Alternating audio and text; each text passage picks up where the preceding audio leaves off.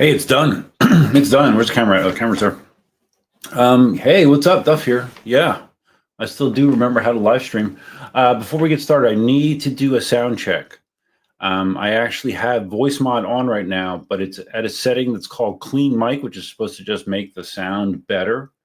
So I need you to compare. Right now it's on. Okay, so testing, 1, 2, 3. And I do have the mic kind of off screen because people didn't like having this big phallic looking thing right in front of my face. I've got multiple comments about that. So here it is with that clean mic voice mod setting on, and here it is with it off. So you tell me if one sounds better than the other, and whatever sounds the best is what we will run with. Makes sense, right? I do have a Cayman Jack here. This is the last Cayman Jack that I have in my fridge, believe it or not. Over the summer, I was consuming Cayman Jack at a torrid pace, and that has slowed dramatically for whatever reason. I don't know. Maybe it's that incident I had in the parking lot after drinking too many margaritas. Maybe it sort of did something to me. But yeah, Cayman Jack is not plentiful in my household right now. Okay, so one was louder. Clean mic is better. Okay, all right, let's put the clean mic back on. Okay, we're back to clean mic. So if that changes, let me know. But I don't know. It's supposed to basically just make the sound better, is the way it's described. This Cayman Jack is several months old because I have been drinking it slowly. All right, so let's see who's here. Spartacus, who is often one of the first people in the chat.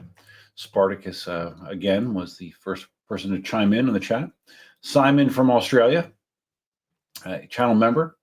Simon with the extreme emojis, one of my favorite. Stan, I appreciate. What do you guys think of this font? This is a new feature in StreamYard that you can change the font. I have the font changed to this. I don't know. I think it's kind of interesting. I don't know what you guys think. Of course, I can change that as well, but I thought it might be interesting. But anyways, Stan, I do appreciate that you seem to always ask technical questions, which I may or may not have the answer to. Your question this time: the Begode Panther was unveiled in China by many in the gnome community. Well, I mean, it was actually demoed by Kevin from Alien Rides a couple weeks ago, right? So, I mean, I've seen the Panther in action for a little while.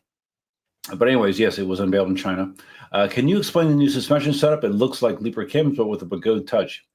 Yeah, my understanding is it is very similar it's a similar layout to veteran suspension wheels, where you have a mid-mount shock, hydraulic shock, not an air shock is my understanding. It's a hydraulic shock like the Fast Ace that veteran wheels use, but it is an in-house developed shock by Begode. So I don't know. Is it good? Is it bad? I mean, the riding impressions, both Kevin from Alien Rides, I know when Marty was on it, and other people said that it feels really good. I think Marty actually said, I saw his video that he posted about his first day or his first filming day in China. He said that to him, his initial seat of the pants feeling was the Panther suspension-wise actually felt slightly better to him than the Sherman L, which was a little surprising because I know he loves the suspension on the Sherman L. So that leads me to believe that the suspension on the Panther should be very good. In addition to that, it should be a fast wheel. It's a 22-inch wheel, 168 volts, a 4,400 watt-hour battery pack with a very large form factor, 22 inches. And I think when Kevin weighed it, was it 115 or 118 pounds? So it's heavy. It's heavy. But it seems cool. You know, visually, I think it seems cool. I did mention in the video that I shot today that actually the introduction of the Panther has me putting that into consideration with what my next wheel might be, because it was for a long period of time, I just assumed that my next wheel will be a Sherman L. And now that the Panther was announced, that is not written in stone. Maybe a Panther, I don't know. Sherman L is a great wheel. I mean, I have no doubts about the Sherman L. With Begode products, I mean, it can be hit and miss, even though it's a lot more hit than miss nowadays. So I don't know. We'll see what happens there. I don't know, Stan. Spartacus says, yo, happy first stream of the year. Yeah, my previous stream was before Thanksgiving, so it's been a month and a half or close to that, I guess. So yeah, it's been a while. Got through the holiday season. I knew it was going to be challenging. Got through it. There were some very cool parts of the last month, and there was less than cool parts. But that's the way life is, right? Ups and downs, ups and downs. All right. People talking about the mic. So the clean mic makes my voice sound a little deeper. All right, good. Well, who doesn't want a deep voice? Simon says this font looks like the font from Red Dead Redemption 2. The font name is actually called Varsity. So yeah, maybe it is. I don't know. I never played Red Dead Redemption 2.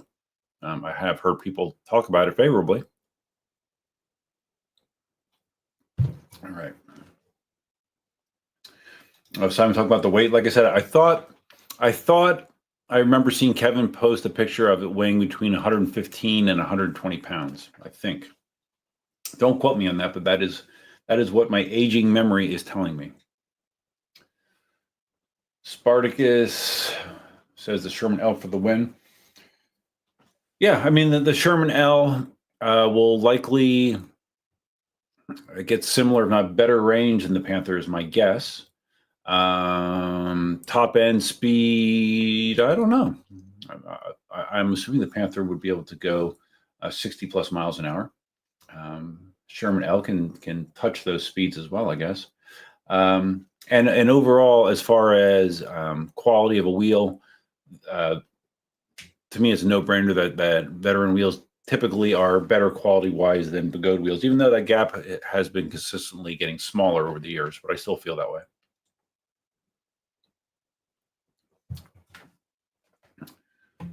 Simon, Panthers are cool, but I prefer Cougars.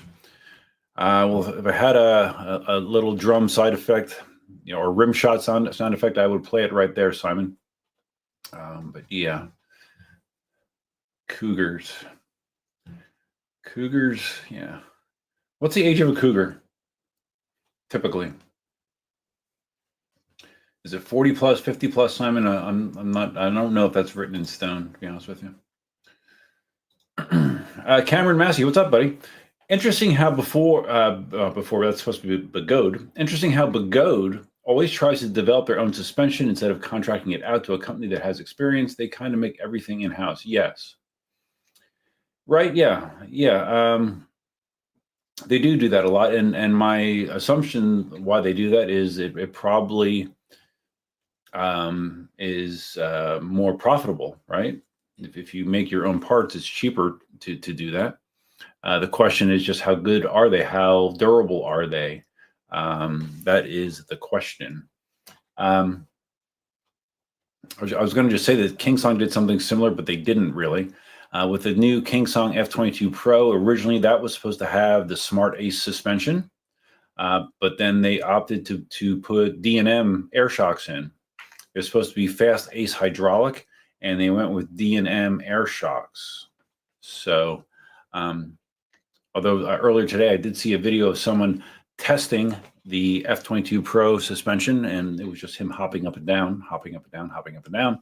But I don't know, it seemed to work, I guess. And I have heard other people report that it is comfortable to ride. My whole thing is how that kind of layout and suspension will be long term. If there'll be binding issues, if it will be difficult to keep it calibrated correctly. So that's my biggest question.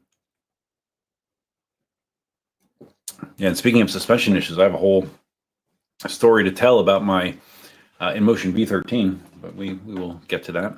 It's been a part on my bench in the kitchen for I don't know how long, 10 days, maybe more than that. I'm not quite sure.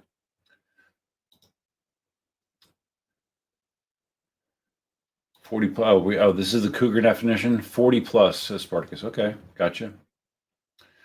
Leo is here. Leo was a little upset because he missed the last live stream, breaking his streak of consecutive live streams. It was PEV live stream 106, and that was another one of those last minute live streams. And this is the one right before Thanksgiving, and it was not that long of a stream, so the window he had to get in there was shorter. So I feel bad, Leo, but it was a good run, right? It was a good run, Leo. Oh, okay. Another thing that's happened over the last month is I've been sick. I got sick. It started Christmas Eve with just like an annoying cough, and my voice started to change. And then it persisted for pretty much a week, and I still do sound that way a little bit. My coughing occasionally. My eyes. Look at my eyes. My eyes look a little glassy, don't they? But I mean, I generally feel better. My energy level is not 100%, but I'm feeling better. But I'm wondering, like, because a bunch of people I know have been sick recently. Well, Marty was sick. Marty was sick over in China. And I'm just wondering if it was just like the latest strain of COVID, basically, that's been going around, because you do know how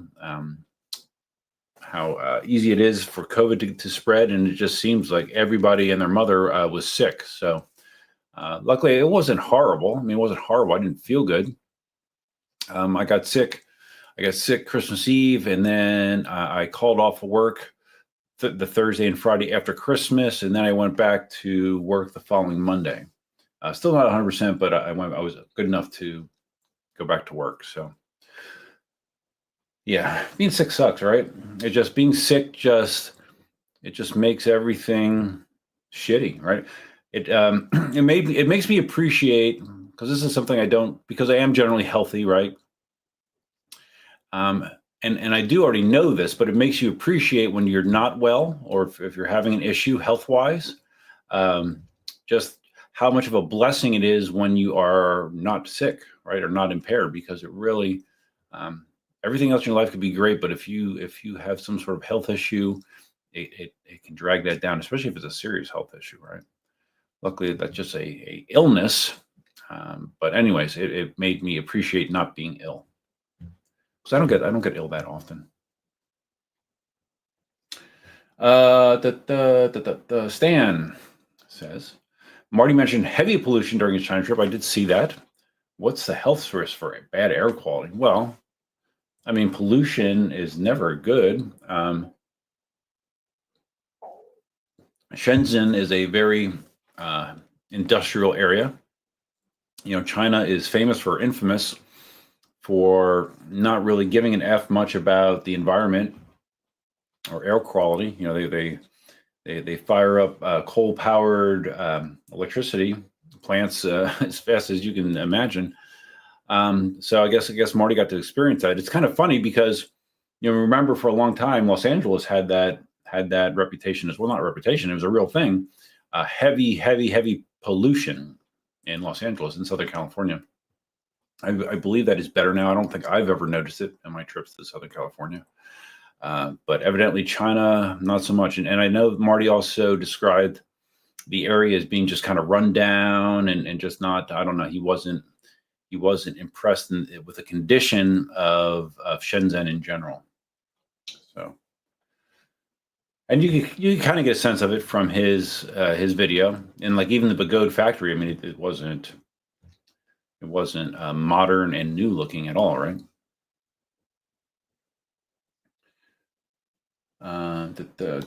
Dan, what's up, man? Good old Dan. Hey, Duff, longest I've ever seen your hair. Must be getting cold down there. Yeah, well, you also haven't seen a live stream in a while, Dan. I actually did get my hair cut this week. It was getting crazy, mad scientist long. I would say that I started letting my hair grow out longer middle of summer, like July-ish. I started letting it grow longer. I've gotten compliments from a lot of people that they think that looks better than my high and tight military look. So I've just been rolling with it. But like I said, it was getting nuts. Like when I was sick, my hair was crazy, out of control, and I didn't shave the whole time. Shaving was way too much energy when I was sick, so I didn't shave. So I had this nasty gray beard, neck beard all the way down. And it was long. It was probably the longest that I've let my facial hair get in a while as well. And I thought that I was looking more and more like a homeless person every day. So I did get my hair cut last week. Not a lot. It's still plenty long, way longer than it normally is. But that's what I've been trying lately, Dan. You know, got to mix things up. Variety is the spice of life, or something like that. Leo, let's get back in the game. That's right, man. Back in the game. You're back. Larry's here. What's up? Larry Zarkov. Hi, everyone. Best wishes for 2025. That's right. Best wishes. Onward and upward. The sky's the limit, right? Right, Larry? Let's be so positive it's sickening. Let's just be overly positive.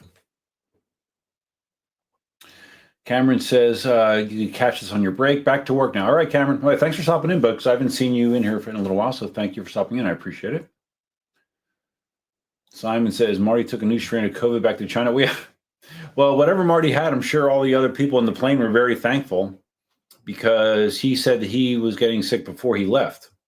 So that means he did his 16-hour flight to China sick. So I'm sure that there was lots of illness floating around that plane. So yeah, I mean, this time of year it's so hard to fly without getting sick, I guess. I mean, really.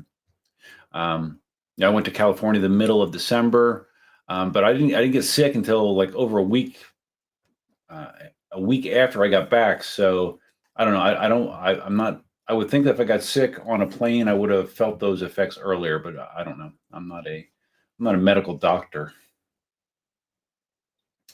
Spartacus COVID-95. Yeah, I read somewhere that this. Well, Dawn told me that this is the Chinese year of the new year of the snake, right?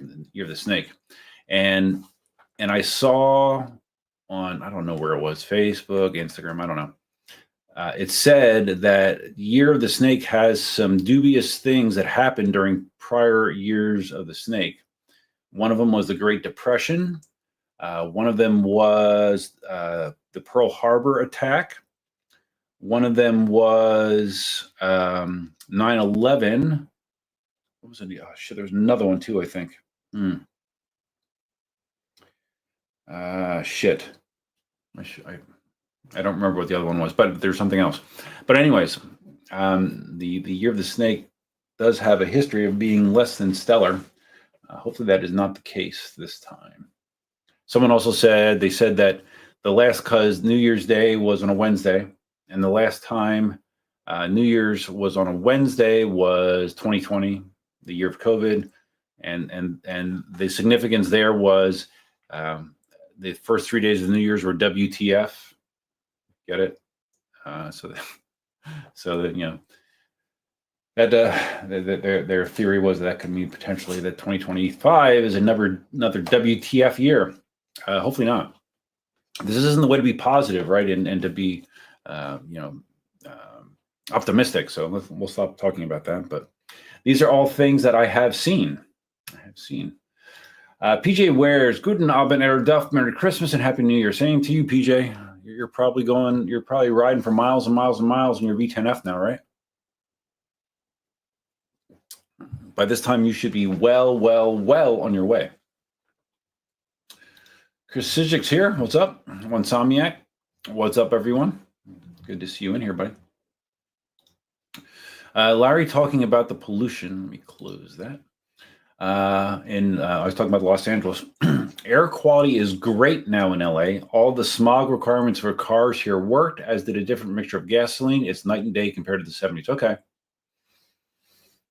Yeah, well, like I guess in Shenzhen, it's a combination of industrial pollution and vehicles, right? Because the population density there is very high, and that equates to lots of vehicles. Although China does have a lot of electric vehicles too. What's the name of that huge electric car manufacturer in China? Is it PY something? I don't know. It's like three letters. I don't remember, but yeah.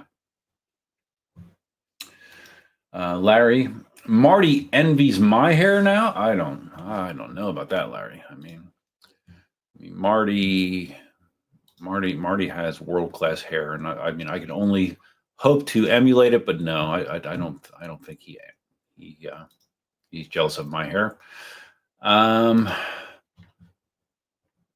And I'm not sure why this just hit me here, but I wanted to do this. I've talked about wanting to do this with all my live streams. I forgot to do it this time. I wanted to recognize BYD is the card name. I'm skipping ahead here. I wanted to recognize my channel members. I know the last month I haven't posted that many videos, so you know, I do appreciate. I always have, and I continue to appreciate my channel members. So I wanted to recognize them once again. So to do that, I need to present my screen. Let's do the screen. Let's do that screen, and we'll share it. And we'll make myself smaller. Okay.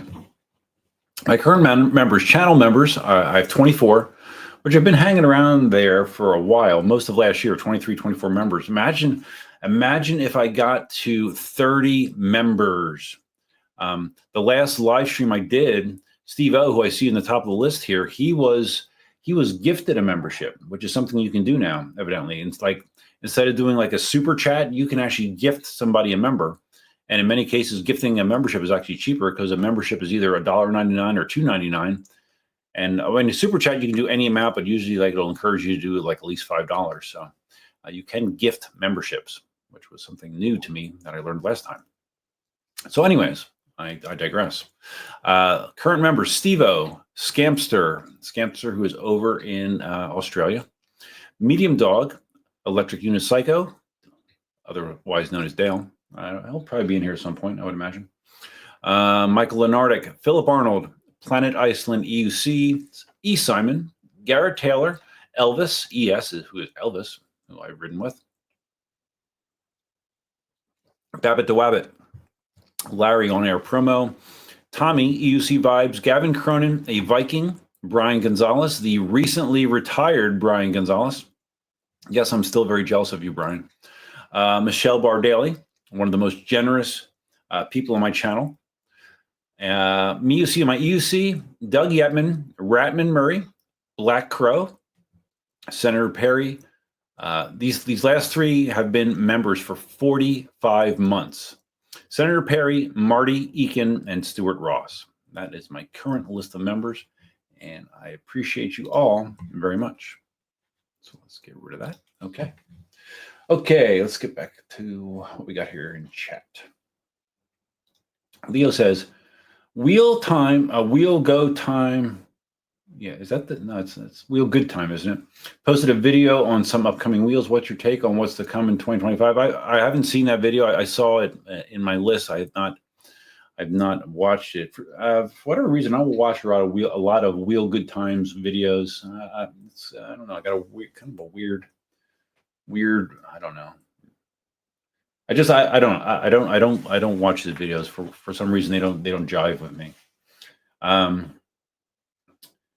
I don't know, Leo, if there's something he mentioned as far as upcoming wheels that is not widely known, you're welcome to let me know. But to me, it's just going to be more of the same. You know, the F22 Pro is setting the new bar with voltage with is it 176 volts? What is the F22 Pro? I forget. I should know, but I forget. Let's see. I'm looking on the eWheels site. Oh, they have, interesting. So like, I guess I can show this again. This isn't accurate because like I said, the suspension here, he still has it listed as 90 millimeter for fast ace. And I believe the suspension travel with the new air shocks, the D&M air shocks, is actually 100 millimeters. And I think it's only 2 air shocks and then 2 like damper modules, sort of like what the V13 does, I think. Oh, and that, yeah, and the voltage is wrong too. Okay, 155 volts. Maybe I got a cached page here on eWheels. Oh, that's Alien Rides. Oh shit, I'm sorry. Sorry, Jason. I thought I was on eWheels. Let's see. Let's see.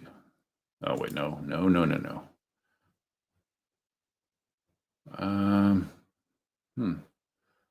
Okay, Yuko. Oh, Yuko's still in business, really? All right.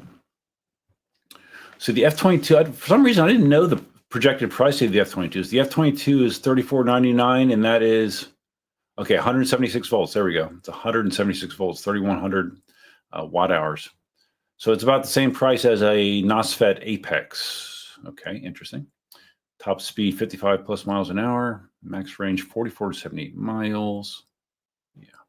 Okay.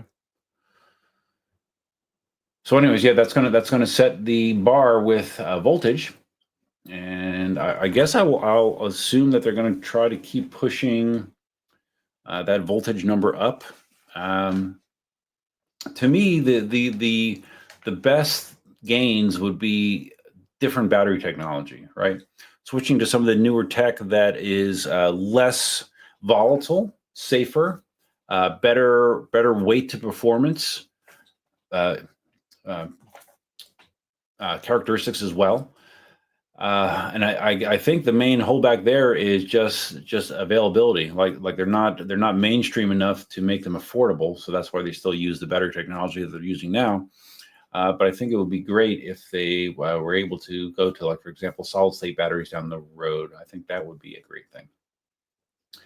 As far as did someone give me super chats here? Hold on. I just saw the little thingy there. Oh, wow. Okay. Simon gifted 5 memberships. What? Dude. All right. Nice. So now I will have 5 new members. The way this works is basically like YouTube just will magically gift those memberships to whoever it feels like it wants to. So thank you, Simon. Damn, dude. That's super generous. And Larry gifted a membership as well. Wow. Awesome, dude. Thanks, guys. Dawn did a live stream last week, New Year's Day.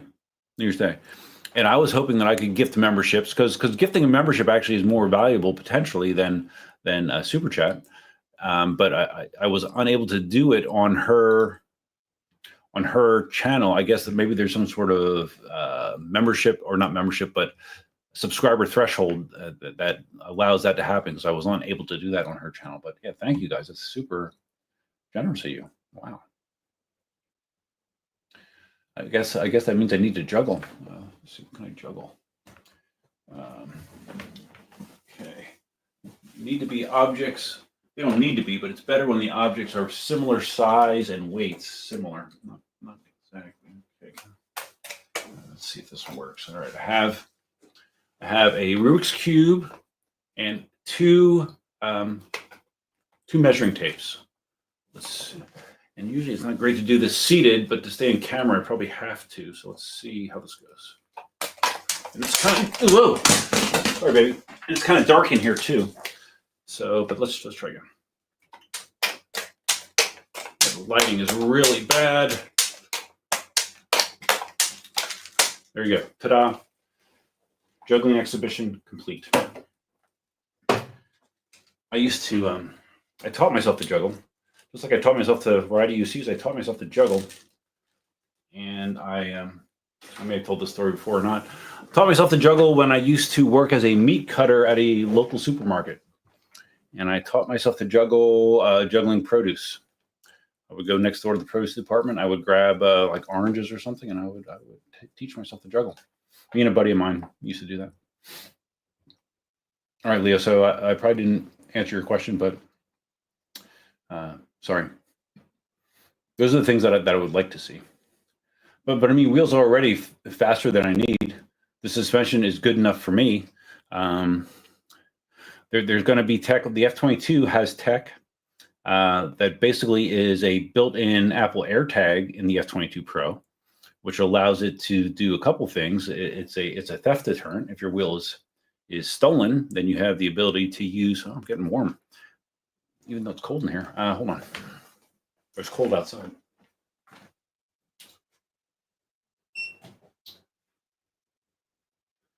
I'm actually wearing sweatpants. You know? Okay. So anyways, yeah, the F22 Pro is going to have Apple AirTag technology built into it. And I know that InMotion is also working on something similar for their wheels as well. So that's a cool thing, because not only is it a theft deterrent, but also potentially could be used for mapping routes, tracking distance, all kinds of stuff. So yeah, I think that'd be a cool addition to wheels. George Bourbon, George, who is the owner of my Sherman S. George says, being disabled sucks, but getting to ride my EUC as an adaptive device is priceless. I've only ridden in some local parks that don't allow mountain bikes. Being able to ride on the terrain works great. Oh, ride on the train works great. Okay. That's great, George. That is fantastic. Devo. What's up, Devo? Thanks for stopping in. Devo is not a channel member, but he is a live stream moderator. Talking about the Chinese electric car manufacturer, BYD. That is it. I don't know why I didn't remember that. Devo. Duff, did you experience any of that mysterious, in quotes, fog people have been talking about on social media? No. No, I'm not sure. I don't know what that is referring to. But I don't recall seeing any mysterious fog. PJ can ride the V10F pretty good around the perimeter of the tennis court. On the street, not so much. Been pretty cold here too. Can't ride in the 20s. Oh yeah, I don't blame you. When I went out this morning, it was in the mid 50s and I was bundled up. I wasn't that cold though. I thought it'd be worse. But like I talked about in the video, in the past when I would ride in weather around these temperatures, I was going faster. Around here, like the communities and stuff, I'm not going that fast. I'm going in the mid 20s, so I didn't have as much wind chill as I possibly would in the past. So yeah, it was kind of nice. Stan, here's a good question: are we being invaded by alien drones? I don't know that we're being invaded, but there's definitely something going on, right? Something. There is numerous sightings of weird things going on. That being said, with the age that we live in, it's very easy to fake things, very easy. But these do not look faked. So the question is this technology, like maybe other countries have technology that we're not aware of, or is this truly something extraterrestrial? I don't know. I've always had the feeling that it's basically impossible to not have life elsewhere in the universe because of the size of it. It would be theoretically impossible to not have conditions that would foster life elsewhere in the universe. Many places, actually. So I don't know. I think I did touch on this once before. If our government or any government has knowledge of something that would be not from our world, they would do everything they could to hide that, is my assumption. Because if that got out, that would cause tremendous upheaval in the human race, in my opinion. The idea that there are aliens out there, that we're not the only ones, because it goes against a lot of religious beliefs, right? If we have aliens out here. So, yeah, I don't know, Stan. But if we did, I'd be like, oh, okay, well, hopefully they're nice. If they're nice, that'd be great. If they're not so nice, well, then we got another problem on our hands. Good thing I have a firearm now. Larry says, part of the reason gas is so expensive in California is because we have a special mixture of gas to reduce pollutants. Another reason I'm glad to have an EV. Oh, yeah? Okay, cool. And then we have Simon gifting memberships and Larry gifting memberships. Wow, this is... So between those memberships, that means that all of a sudden I should be up to 30. You guys just made my dream come true, right? I think I'm now should be up to 30 members. I don't know that YouTube will credit those right away. Let me see. And YouTube still shows 34, but now I see all these new members. Okay, I can see right now the members that got these free memberships are Electric Trot, Asher Quirion, who I don't know that name, Michelle A, don't know that name, Sijic is now a member. He got a gifted membership. Discalot Uno Me, I don't know that. Holy Troller, I've seen him in live streams before. So those people are now channel members thanks to the generosity of Simon and Larry. Thank you again. I appreciate it. Stan, is KingSong a trustworthy manufacturer for high speeds? We will see, Stan. I don't know. The fastest wheel up until this point that KingSong has ever produced is the S22, right? And the S22 rated top speed was, 43 miles an hour, 70 kilometers an hour, something around those lines. So, yeah, KingSong has never had a production wheel that goes over 50 miles an hour. The F22 is listed as having a potential top speed of 55 on alien rides. Let's see. Let me see what. Oh, wow. On UCO, it says a potential top speed of 62 miles an hour on an F22. So, yeah, this is totally new ground for them. So, I have you have to ride 6 miles until you get the top speed, by the way, it looks like. Or 10K. Yeah, I don't know. I definitely would not want to be the first ones, like an early adopter of the F22. It definitely would be a wait and see kind of wheel for me. Just because they burned me and everybody else, so many other people, so badly with the F22 or the S22. So yeah, it's definitely going to be a wait and see thing, but I don't know. We'll see. We'll see. I think KingSong, I mean, the wheels since the S22 haven't had major issues. They've just been kind of unexciting wheels, right? The S19, the S16, lower wheels. So I don't know. We'll see, Stan. Stan, which manufacturer would you feel most comfortable traveling 50 plus? Veteran, personally, that's me. InMotion too. I mean, yeah, I would say InMotion and Veteran. I mean, obviously, Begode wheels can go much faster. I mean, Begode wheels have less limiters on them as far as top speed goes. But going 50 plus, I mean, if going 60 plus, then I mean, if you want to do that, the pool gets much smaller of potential wheels. Luckily, I have no desire to go 60 plus. I mean, my top speed I've ever gone is just a hair under 50. So, and that was for a very brief period of time. I just have no need. Simon says, have you seen that guy that can juggle 3 Rubik's Cube and solve them while juggling? Yes. I believe Dawn might have sent me that video once. Yes, and that is amazing. Yes, it is amazing. Like I had that Rubik's Cube, like I want to learn to solve it, and I got to the point where I could get 2 of the 3 layers done. The last layer has a lot of, because the first 2 layers is pretty cut and dry. It's standard moves to get those first 2 layers solved. The last layer has more variation in it, and I didn't take the time to learn all the different combinations there. I should, right? I should. Because when Rubik's Cubes first came out in the, 70s, I think, right? 70s, early 80s, something like that. When they first came out, like there was very few people in school that could solve them, and they were looked at like magicians, like, oh my God, look what he can do. So I've always had that goal in the back of my head, and it's come to the surface and then been pushed back down.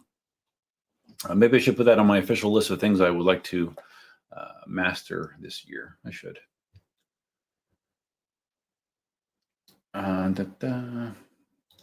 Leo says the Begode Panther is doing away with the now old Begode suspension for something similar and in-house similar to veteran suspension.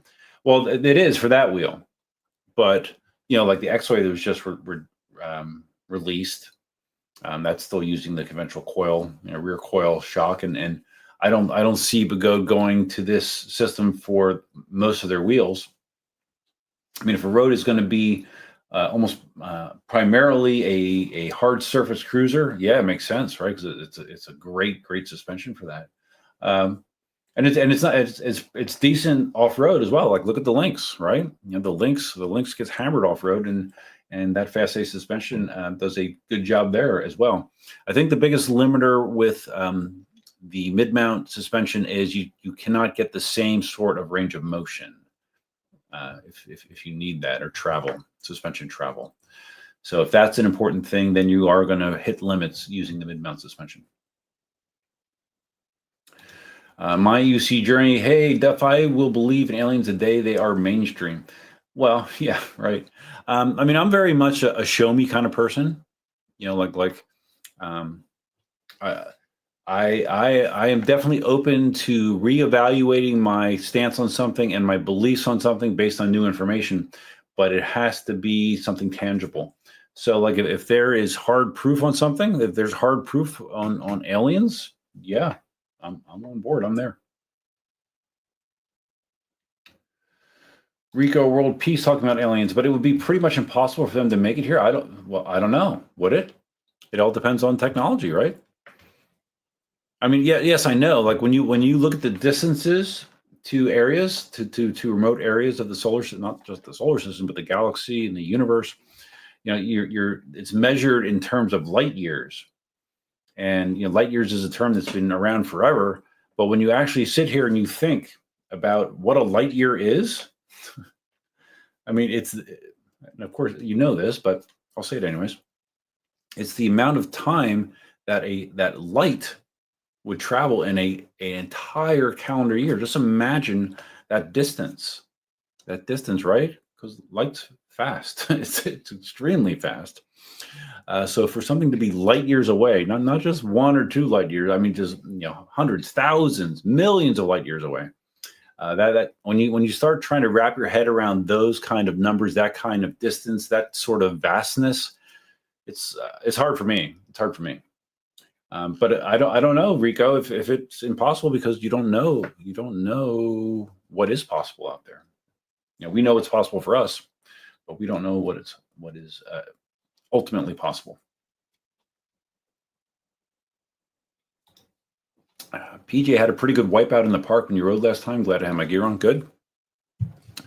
That wipeout I had in California, where I had the well, I haven't talked about this in the live stream, but I talked about it on some videos I've shot. I had this massive, like, hematoma looking bruise on my left hip. That has now expanded. It basically it's faded, but it's expanded. Like there's elements of it you can see in like the back of my knee. But I also had like a hard lump that made it painful for me to lay on that side. That actually has gotten to the point where it's manageable enough that I can lay on that side now. So it is better. It is better. I'm just waiting for my right side with the issues I've been having with IT band associated pain to just magically get better. But that's not going to magically get better. I'm going to have to be more deliberate in my treatment of that. Larry said in 2024, I added the Lynx and the Falcon. I don't think I'll add in 2025. Really, the Patton is my do-it-all wheel. I talked about that in my video today, Larry. I know you saw it. Because I was a little fuzzy on what wheels I added in 2024, and I'm almost sure. I'd have to go back and check my video history to verify it. But I think in 2024 I added the V13, which I traded. I traded my my S22 and a V10F to Jayton for his V13, and then I bought the Master V4 from Chris Clark, and I believe that's the only wheels that I bought in 2024, and I am already predicting that at most I will buy one wheel in 2025. I need to get some things in order, and spending thousands or tens of thousands of dollars on wheels is not in alignment with those goals. So I'll try to get a wheel and be satisfied with that. Leo says Marty's inside scoop. Marty loves to have inside scoops. Is that Begode is reworking all wheels to have the new type of suspension, if I recall his video correctly. Oh, really? They're going to try to rework all their wheels to have that mid-mount? Okay. Interesting. I don't know. I don't know. Maybe that's a good idea. Maybe it's not. But I do know that every single person I know that has stepped on the Panther raves about the suspension. Kevin from Alien Rides, Marty, Black Cobra was raving about it. And Black Cobra's he's a big dude, 250 plus probably, and even he said it was great. So yeah, I don't know. I'm all for it. Comfortable suspension is something that I value in a wheel for sure. George said, "I'd like a 3-year-old Sherman L in a few years from now." Yeah, maybe. Yeah, maybe I can hook you up with that, George, because I do turn over my wheels eventually. Turn over a lot of wheels.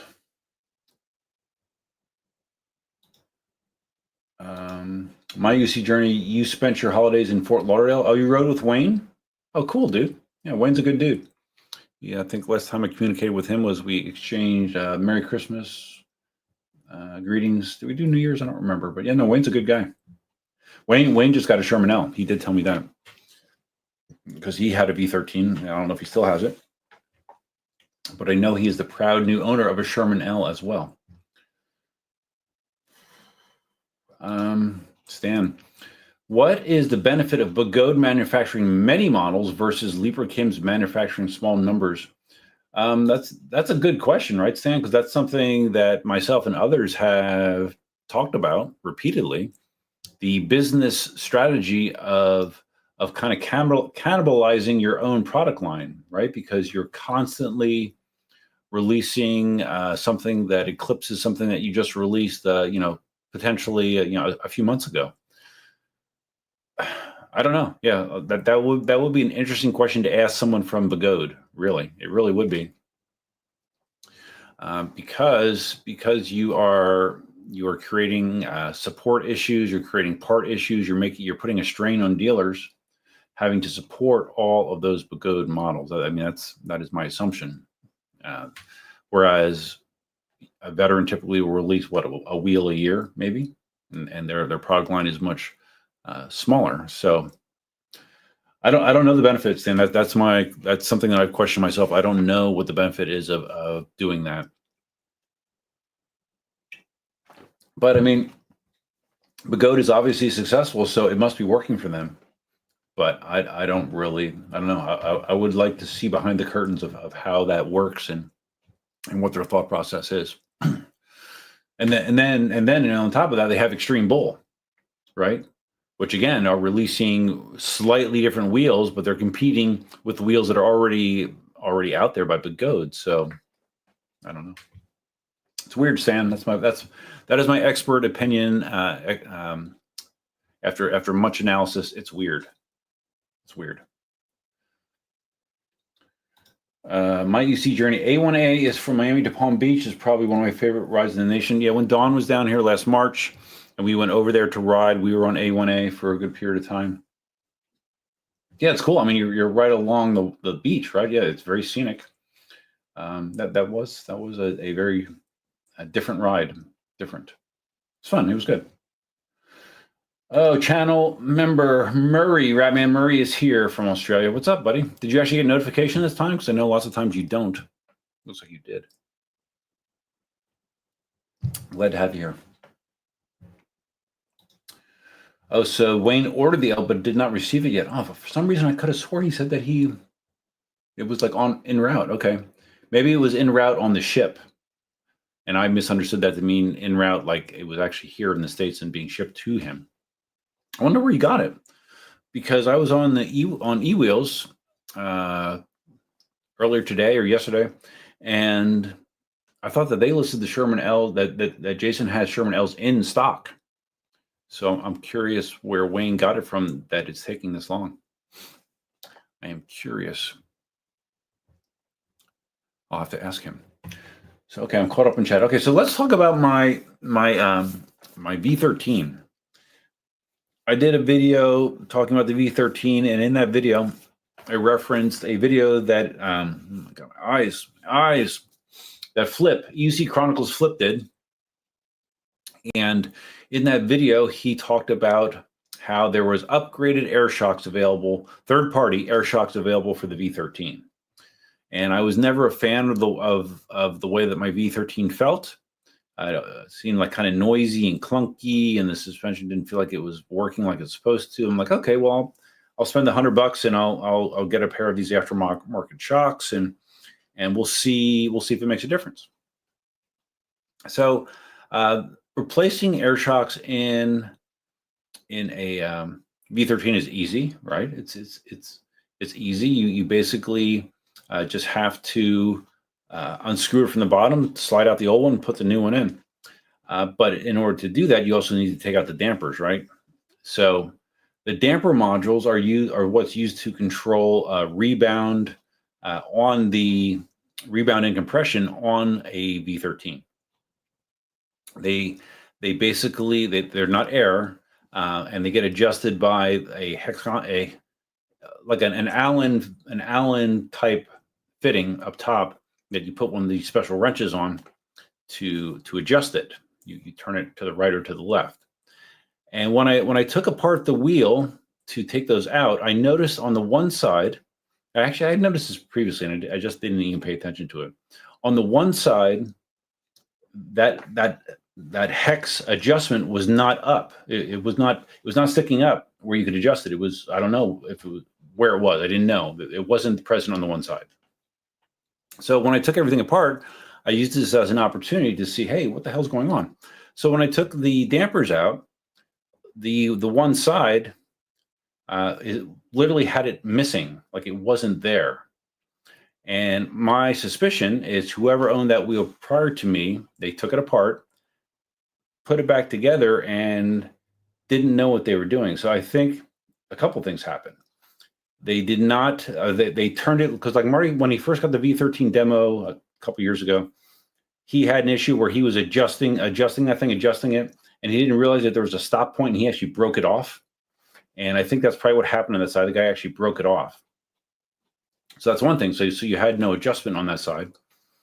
And then I also discovered when I took it out that they weren't installed correctly. The way that those dampers are set up is you have a nut at the top that's supposed to hold it, and then the bottom has a thicker thread that screws into the cap that gets screwed into the bottom.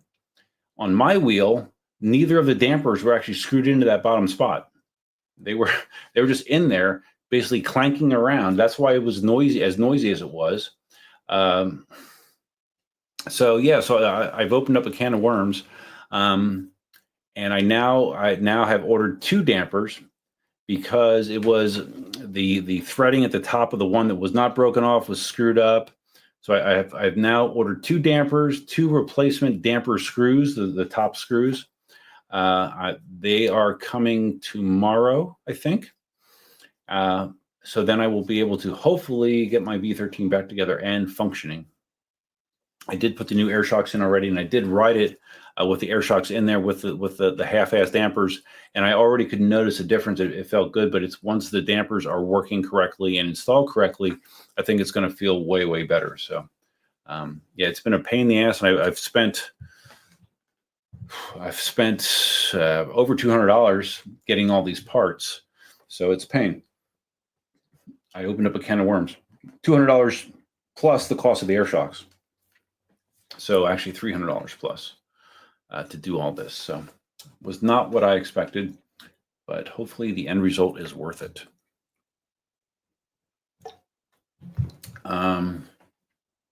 So Murray did not get notified. Stan sabotage. No, I just think whoever owned it didn't know what they were doing.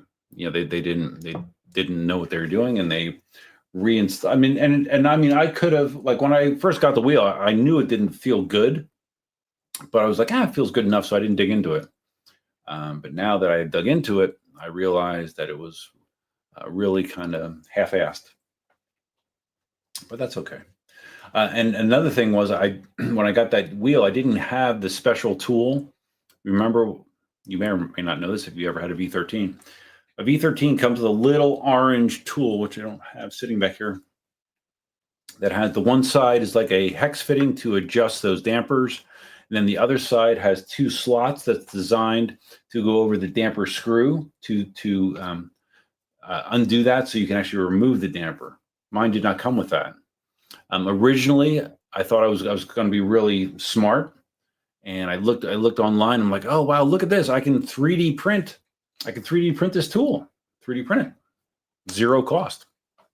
So I 3D printed it with 100% infill, so it was solid plastic, and the side with the Allen wrench fitting, that seemed to work okay, but the side with the slotted the slots for the damper nut, that snapped off immediately. It was not strong enough to untorque those or to remove those. So that was kind of depressing. So I had to buy tools as well, that tool. So yeah, that's the way a lot of projects go for me. They just kind of snowball. You think it's this, and then it turns into much more than that. My EUC journey. You have inside info that InMotion is working on a new race wheel. Oh yeah, wow. Where'd you get that? I thought Marty was the only one with inside info. So a race wheel to compete with like the Blitz or whatever. I know over on the road race over in China, Aaron actually won the road race on an ET Max. I mentioned in my video today, Dawn only, I don't know, maybe a month ago, got her ET Max working 100% because it had a battery problem forever. But since she has fixed that battery issue, she's been riding the shit out of the ET Max and going ridiculous speeds. And she set a new personal best on that this last week. I think the wheel speed was, I don't know, 67 plus, and GPS on the Strava GPS was 65. Another GPS was, I don't remember, 62. But she is able to really haul ass on the ET Max easily. And what's crazy is she went that fast and she didn't hit her first PWM beeps, which is nuts. So yeah, she loves the ET Max. She loves it. And when I had the ET Max demo, I mean, I liked it too. I don't have the need to go those speeds, but it is a stable wheel. It is a well balanced wheel, and very powerful, obviously, and fast. Stan says the InMotion stated that the V13 has more kick, but they haven't unlocked the juice as of yet. Well, no, remember, or maybe you don't remember, Stan. Hold on a second. Let me just reply to this. Hold on.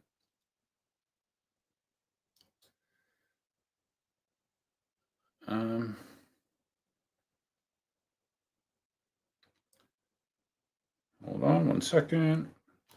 All right.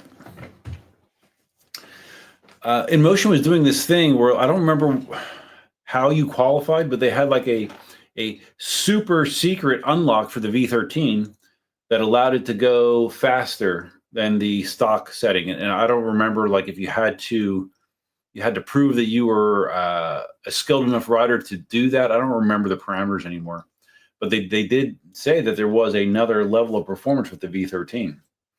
I think in the stock performance, there's a lot of overhead because a V13 will, in its stock configuration, will kind of limit you around 55, 56 miles an hour.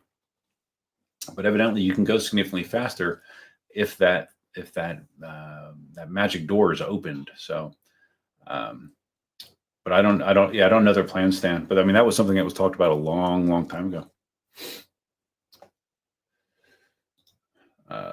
My EUC journey says it doesn't really matter. V13 is too off balance for racing. Yeah, I can't imagine racing a V13. No, that does not sound like a race wheel. Because it's heavier than an ET Max, and the ET Max is much better balanced, I believe.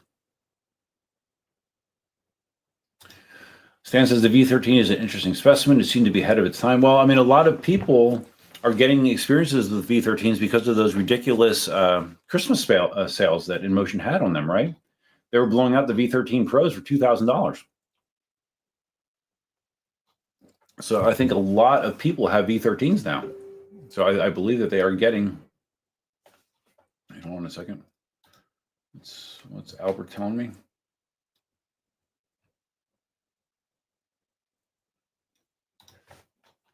Hold on.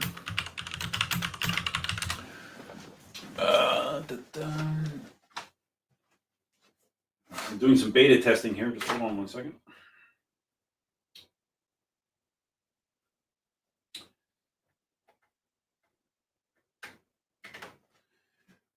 Okay, connected. Okay. So I'm doing some super secret beta testing that I cannot talk about. That was just a message about that. Okay. But yeah, the V13 is an interesting wheel. That is why I was interested in trading for one. I just wish it wasn't one that had the shocks all effed up. Stan, if they ever get their suspensions to rival Leap or Kim, they might be the company to watch out for in 2025. Who? InMotion?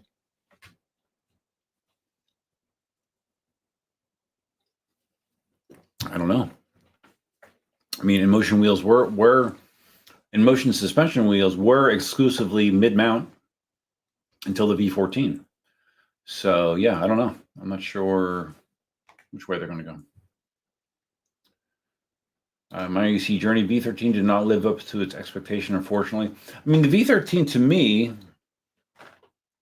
it did in every aspect except for range, to me. I mean, it had great speed. It had it tried to keep riders safe at speed. Big and heavy. Yeah, it's big and heavy.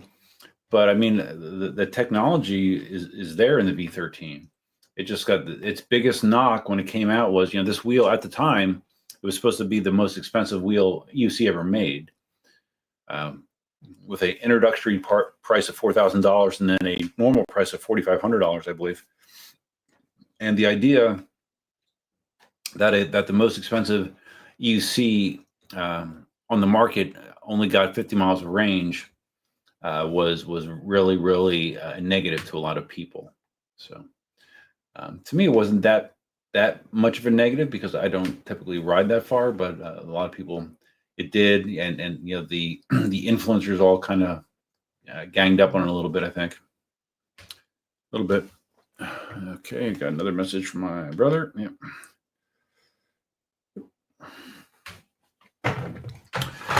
Whoa. Simon. Dawn went over 60 holding selfie stick and chatting away like it was nothing. Yeah, that was my point, right? Yeah, like when I get to top speeds that when I do my top speeds, I'm videoing it, and it's only for brief periods of time, and I'm holding a selfie stick, but it is not fun. Like when you are going fast, depending on wind, like the selfie stick can almost act like a rudder and catch wind, and yeah, she is very, very comfortable at those speeds, very comfortable. It's one of the unique things about Dawn. And there's many of them. My EUC journey, going fast on an EUC is kind of easy. Being safe is the hard part, and she has it down. I don't know if it's easy. Maybe for you it is. I don't think that that's universally true. Or maybe it depends on your definition of fast. But like right now, I've noticed since my crash in October, that I'm less comfortable going faster than I used to be. And I mean, I'm assuming it's related, and I don't think it's surprising, I guess. But I don't know that since I've crashed, that I've gone over 35 miles an hour. I don't know that I have. I mean, I think over time that'll change, but that has definitely been the trend since my crash. PJ Wares, wasn't Dawn still having trouble charging her wheel to 100%? Yes, she still is. She did a video on that yesterday. I think she mentioned that in her latest video. Well, it's not just her. It's a thing with recent generation Begode wheels, because there's a similar issue with the X-Way. Evidently there's something. I mean, this is my non-expert opinion, but it seems like there's something wonky with the smart BMS that are in Begode wheels that is causing issues with them charging all the way to their rated voltage. Like you have to jump through hoops, hold your breath, tap your heels 3 times, jump up and down, hold your breath. Oh, I said hold your breath.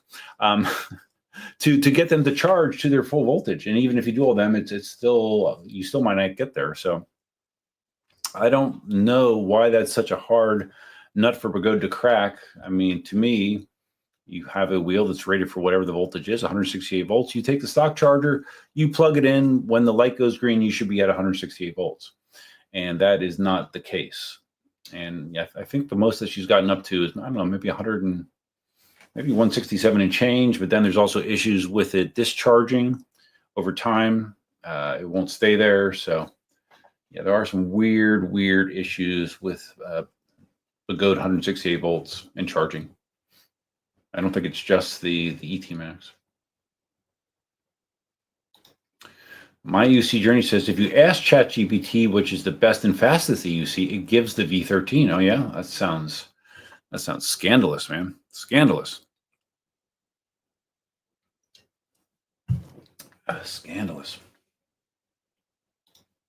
PJ Ware's kind of curious what Roger EUC does for a living, judging by his house and neighborhood in his latest video. The dude is pretty well off. He's involved in his father's countertop business. That is his primary source of income. Although he does, he sells Roger chargers. He does all that too. I think he does pretty well with that. And he gets affiliate dollars from eWheels, but his primary thing is countertops. If you've ever seen his videos, sometimes he shot videos in that store. My EUC Journey, yes, business owner. Well, sort of, yeah. Okay, all these people are answering the questions for me. Thank you. I didn't need to answer it. Let's see. What expectations should a consumer have when EC manufacturers continue to raise prices without quality control? Well, yeah, just wait. Like there's people that are saying that one of Trump's campaign promises was, hey, we're gonna ratchet up those tariffs because that's good for the American consumer when we levy taxes against Chinese products, which is, we've talked about this before. That's not true. That thinking would require that the Chinese would actually eat those tariffs themselves, and then they would just, out of the kindness of their heart, they would just take less profit and they would eat those tariffs, right? So they don't have to raise the prices for what they're selling at the dealers. And of course, that's not the case. With wheels or anything, those cost increases are going to be passed along to consumers. So that's the reality of tariffs. So hopefully that was campaign speak and not as harsh of a reality as it could be, because wheels are already too expensive. But to answer your question, expectations a consumer has, you have to remember who you're dealing with. You're dealing with a Chinese company that it's not like you can go and knock on their door and complain when something goes wrong. You're kind of, it's kind of, you get what you get, and you have to make your decision based on prior knowledge of, wheels can come out with significant problems. You could have a $4,000 wheel that has significant problems, and that is frustrating as hell. That's a lot of money, right? It's a lot of money. And that's one of the advantages of buying from a reputable dealer, because if that happens, if the wheel is a lemon, has all these issues, if you have a reputable dealer, they are going to be the buffer for you. If you're trying to get a deal and buy directly from the manufacturer or like from Alibaba or whatever, you're rolling the dice. You're rolling the dice, and if you have a problem, it's kind of too bad, so sad. So I don't know. I don't have a lot of expectations with that. That's why I primarily have bought my wheels from dealers, because if I do have an issue, I can fix a lot of problems myself. But like getting parts and getting stuff covered under warranty, if you're trying to do that directly with one of these companies, good luck. Good luck. You would be screwed. Oh, there's Dale. Hey, what's up, Dale? Electric Unicycle Dale, a channel member, a proud owner of a Patton S, which I don't know, that kind of landed with a thud, right? Like I don't know, Dale, anyone that's rushed out to buy a Patton S. Not that it's not a good wheel. You know, it's lighter than the Patton. Has some improvements over the Patton. Has a smart BMS, but it's the same voltage power plant, and to a lot of people, it just wasn't that exciting to get them to spend their money. I imagine that the Patton S sales numbers are not that high because I don't hear anybody talking about them other than you, Dale, because you've been riding yours around, and I think you like it, right? I haven't heard you say anything negative about it. I'm curious how you feel about the Patton S versus your Lynx, because you were so happy with your Lynx. But yeah, otherwise I don't know if that I've seen anyone post that, hey, I just bought a Patton S. I don't know that I've seen anybody do that. So yeah, kind of anticlimactic. PJ Wares. It's nice to see Dawn has her property well camera covered now. Hopefully she'll catch a few of the people who have been stealing from her. Yeah, she's done a number of videos about all the improvements that she's done in the last few months. Yes, her place is much more hardened than it was. Much more hardened, and I'm glad. Makes me feel better because when I heard that she got robbed, I mean, that really upset me. It upset me. My EUC journey says for the past few years, prices have been stable or lower and quality has improved exponentially. Exponentially? I don't know. That's a big word there. Yeah, prices have been stable high, right? They skyrocketed and then they stayed there. So I think wheels are still overpriced significantly. Simon, Dale's Patton S was free. Yeah, well, Dale, didn't you? I think you told me. Didn't you like pay shipping or something on it, Dale? I don't know. I don't remember. Dale says I've had heaps of people ask me about it. They've asked you about it, but have they bought one? Because they're probably asking you about it to see if there's something compelling that should make them want to buy one.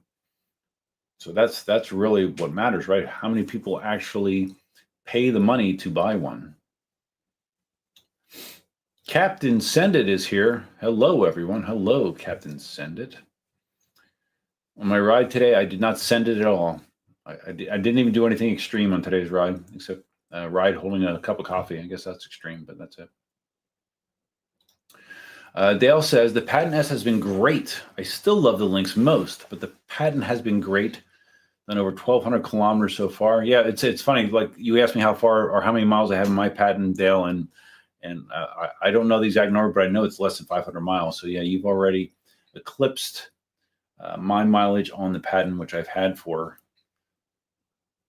I didn't buy it last year. I bought it the year before, so I've had my Patton for quite a while. Did I mention that I haven't ridden much? Dale paid $380 for air shipping. Really, $380 to Australia? That's good. You're not that far from China. Interesting. Okay. Oh, Jericho ordered a Patton S. Okay, I didn't know that. Well, that is the first name of someone that I've heard that actually has ordered one. But my feeling, and I don't have data to back this up, but my feeling is the sales numbers for the Patton S are probably not stellar. That is my feeling. Or the Patton at all.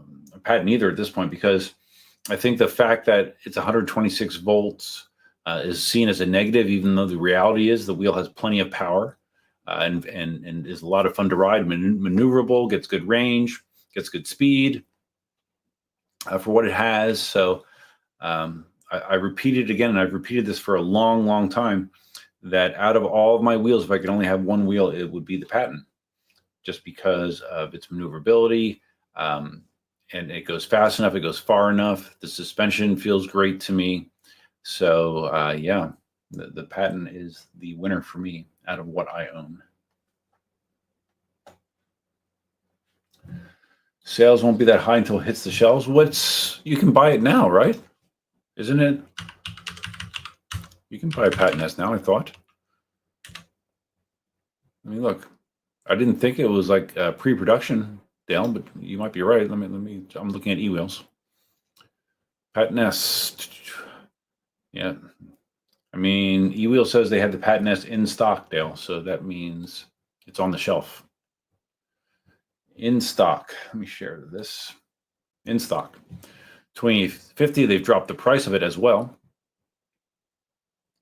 But it has, like I mentioned, a smart BMS. They've updated the control board. I guess the control board is somewhat improved. It's lighter, 8 pounds lighter. All the suspensions have progressive coil. Like my original Patton S does not have a progressive coil, but it doesn't matter to me because it feels great as it is.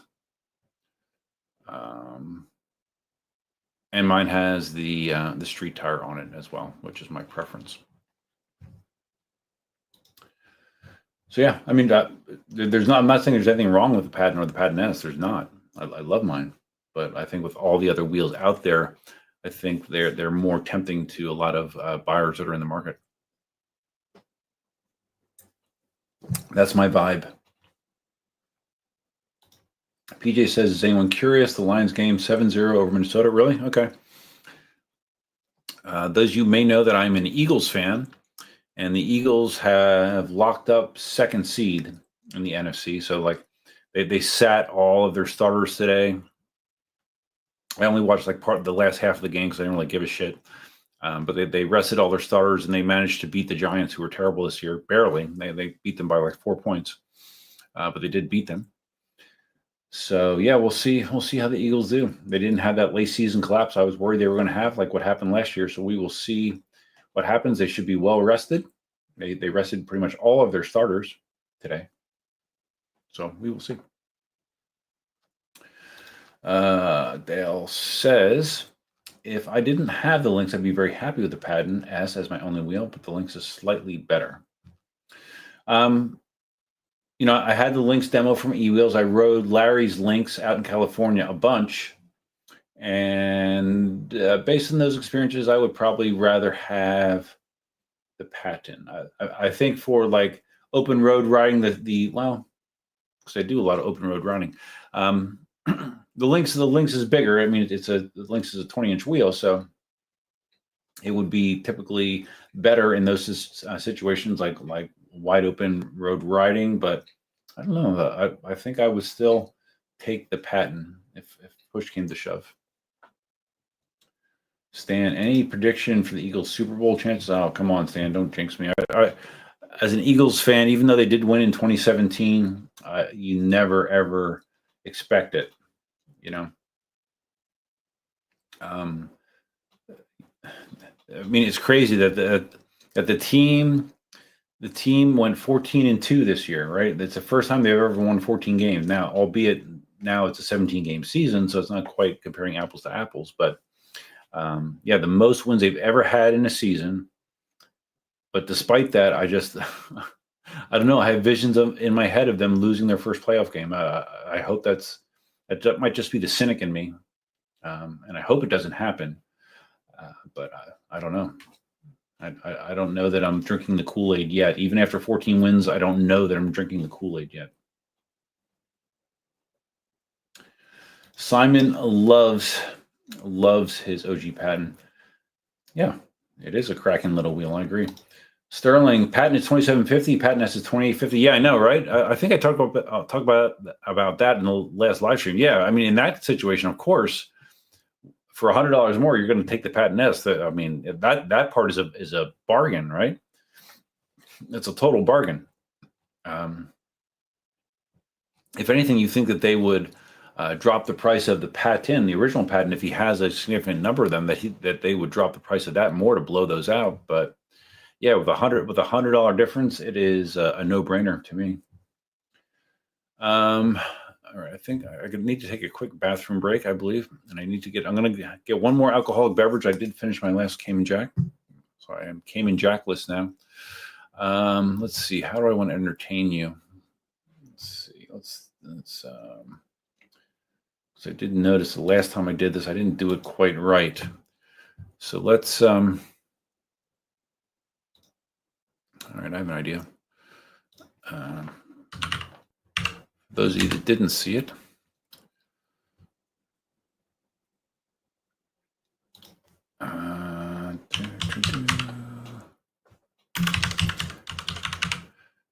bear with me. Patience is key. Okay. So if I do that, all right. See if I can get to a spot where it's close. Yeah, go there. We'll go there. We'll share this. Sharing the screen. I'm going to share entire screen. I'm going to share the audio. I'm going to share that screen. I'm going to make it full screen. Share. And then I think all I have to do is mute myself while I go to the bathroom. Then you can hear this. This is Dawn on her ET Max.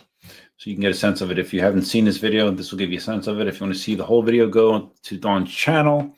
And while you're there, why don't you become a member to Dawn's channel, because she loves the support. That'd be a great thing. Great way to support her. So, all right, here you go. Let me hide Sterling's comment and let me mute myself, and I will be back in a flash.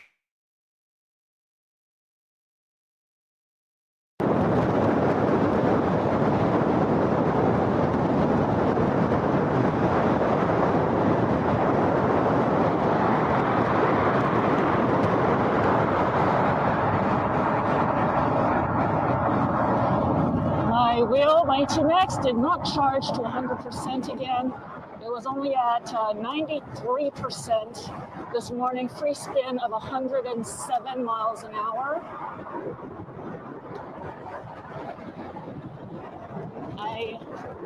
555, angel numbers. It just really sucks.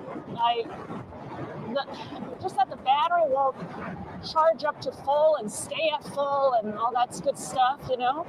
I want to be able to get on my wheel and just go.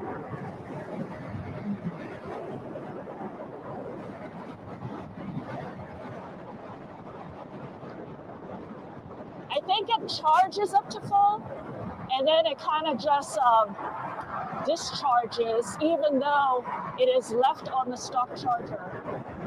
So that just kind of sucks. I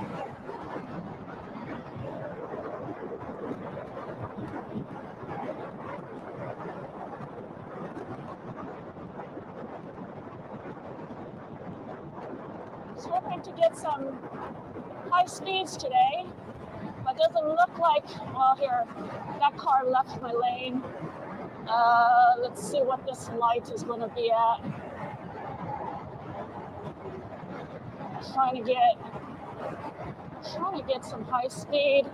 It's just hard to find peak conditions with all this traffic, and yeah, I'm gonna stop whining about it.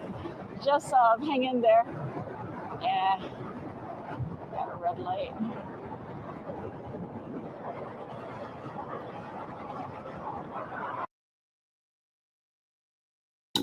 Okay, I'm back.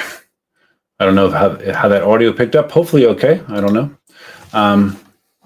So yeah, what you saw there, those speeds that she has listed on the screen, those are GPS speeds. That's not wheel speed. So she's cruising, 55, 56 miles an hour. Like, just another day, no big deal. So yeah, head on over. Dawn's gotten some traction. Her channel's been getting some decent growth lately, so that's good. But go check it out if you haven't seen it already. Okay. Dale says, I'm drinking, like I said, that was my last Cayman Jack. I now am moving to some old Modelo beer that I've had sitting in the fridge for a while. So now we're going to be drinking a Modelo, which I don't think I've ever drank on a live stream before. So it's okay. I mean, I'd probably, if push come to shove, I'd probably take a Miller Lite over a Modelo, but it's okay. Dale says, Patton is faster accelerating and more agile, lighter. Yeah, because it's a 16-inch wheel. But Lynx top speed, and my comfortable speed is higher than on the Patton. Okay, so you're more comfortable going faster on the Lynx than you are on the Patton.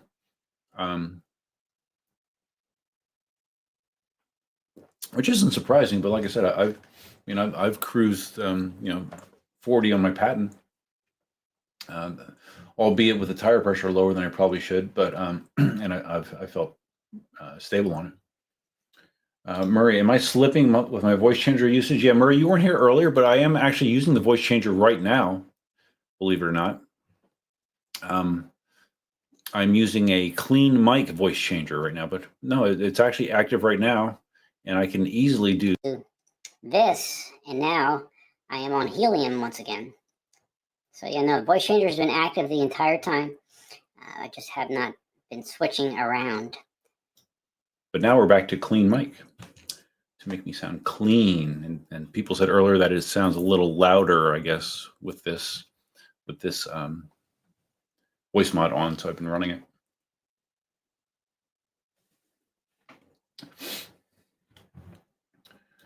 Don't want to drink too much because I do have to go back to work tomorrow.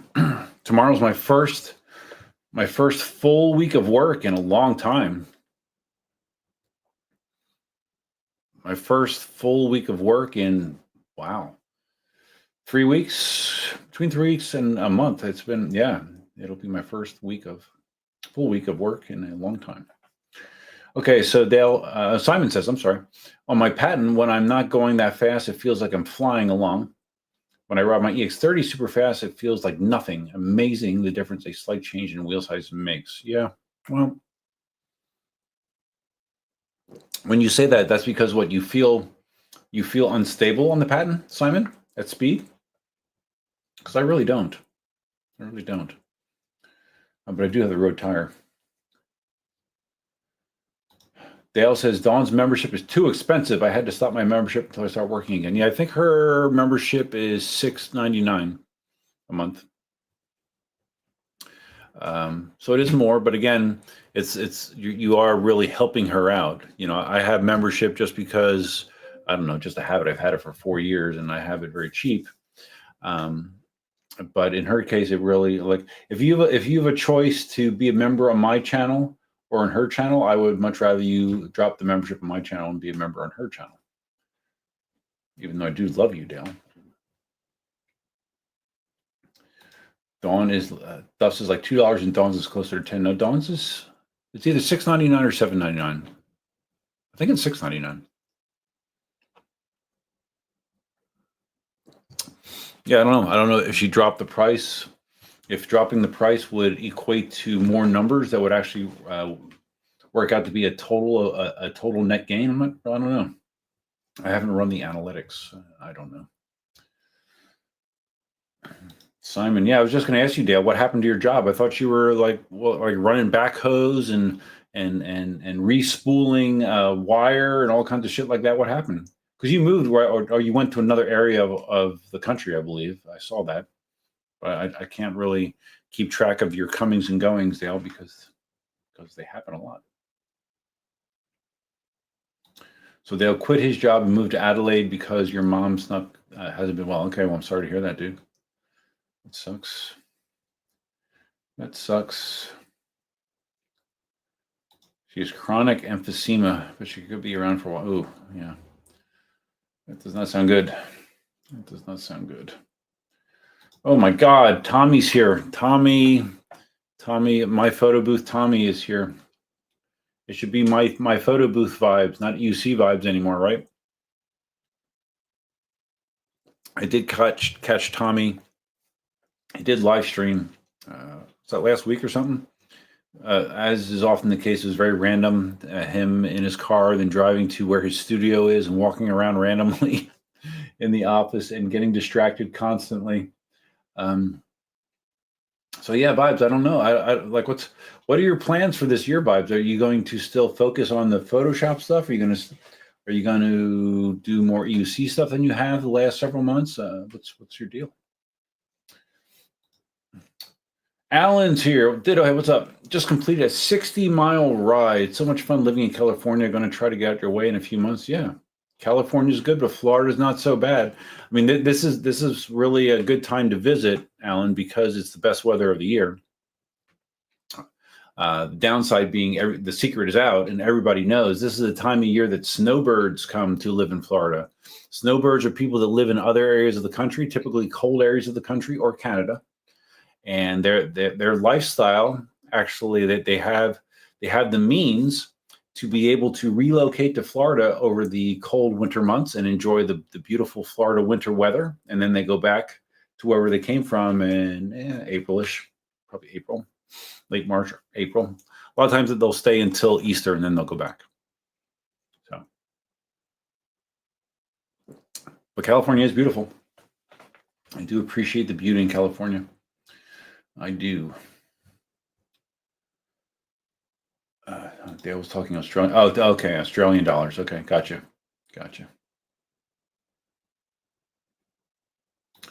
So Simon says you don't feel unstable in the Patton, just that fast feels actually fast, and unlike the EX30. Okay. Yeah. EX30 is what I rode out in California, actually, Dawn's EX30, and that's what I fell on, actually. Didn't feel that good to me. But I might be jaded because of my hematoma. Oh, wow, Vibes, you're in China with Marty right now? Well, that's hard to do, Vibes, because Marty's not in China anymore. Did you get sick? Did Marty get you sick too? Because Marty got whoever's on that plane really sick, I'm sure. Yeah. Vibes wants to do it all. All right, man. Good. Do it all, man. Do it all. Maybe I'll recreate myself with AI. You should. I was messing with it a little bit. I was going to put something out, but then I didn't. But the AI version of my voice is pretty good. It really is. It sounds a lot like me. Vibes, your daughter just turned 6. You had an awesome princess party for her. Good. That's awesome, dude. I think I've seen your daughter on a video or two. Yeah, super cute. Super cute. That's good for you, Vibes. With as crazy as you are, I am jealous of the family unit you have around you. Your wife seems awesome. Your kids seem awesome. So you're a lucky man. You are a lucky man. Cameron, work is over. Oh, perfect, dude. But it's super wet and cold and rainy, which is basically 9 months. Yeah, because don't you live in Oregon, Cameron? Oregon or Washington, one of those two. Super wet and cold and rainy, which is basically 9 months out of the year here. Yeah, I'm missing California. Yeah, I don't know who would want to live in the Northwest because I know the weather there is basically what you described. That doesn't sound fun to me. Stan, were NYC riders invited to the China trip? I don't think it was an invite-only trip, really. I think if you had the means to get yourself there, Begode would have your accommodations and stuff covered. I think. I mean, I don't think just anybody could go, but I think basically it wasn't invite only. It was you saying that you could go, and then you could pretty much go. I think. I don't know if anyone from NYC went. If they did, I'm not aware of it. I mean, Cobra lives in Connecticut, right? He's the only one from the Northeast that I'm aware of that went, but I could be wrong. I don't know. Where does Seth Johnson live? He was there.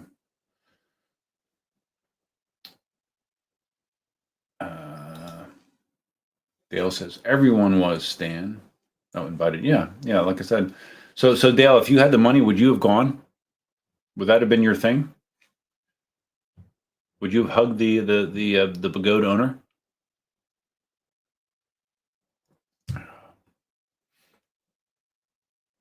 Vibes. Yes.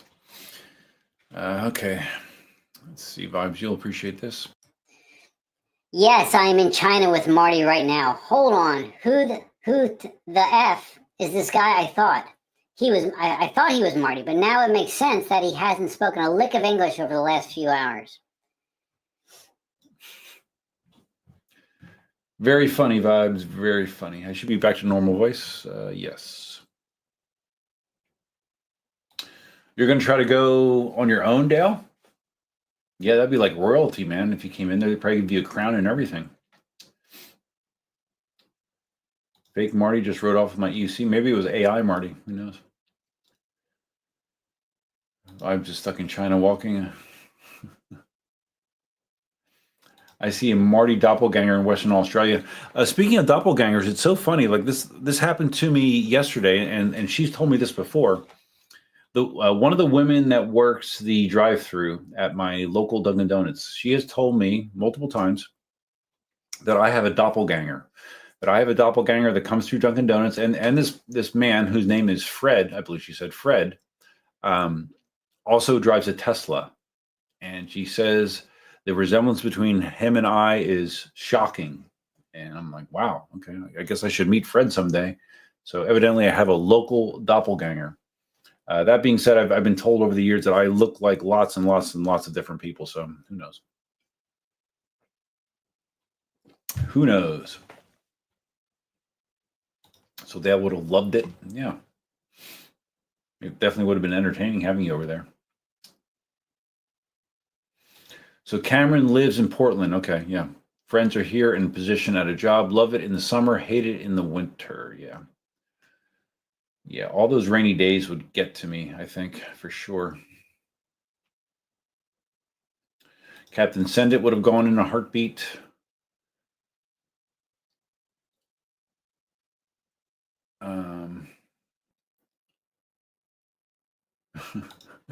Simon says that Dale could finally go and get to go eat shit. Yes, right.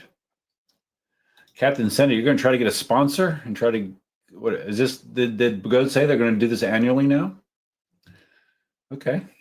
Well, I mean, from all accounts that I've heard, it was a success all the way around, and it sounds like they did a really good job organizing it. I was a little confused because Albert was an integral part of this with this event, but Albert works for InMotion, so it was weird. And I know I saw pictures of the whole gang at InMotion one day as well. So I don't know. I mean, it's nice, I guess, if there was that kind of cross pollination that like InMotion didn't care that Albert was helping run the Begode event, I guess. But I thought it was kind of weird. One thing that was getting to me, like, and I told Dale this, like, there were so many people over there, and there was so much media about it, and like this one guy, I don't remember his name, but he was just posting. It felt like hundreds of pictures of the event. And I just like I'm on Facebook, and it's like nothing but pictures from China.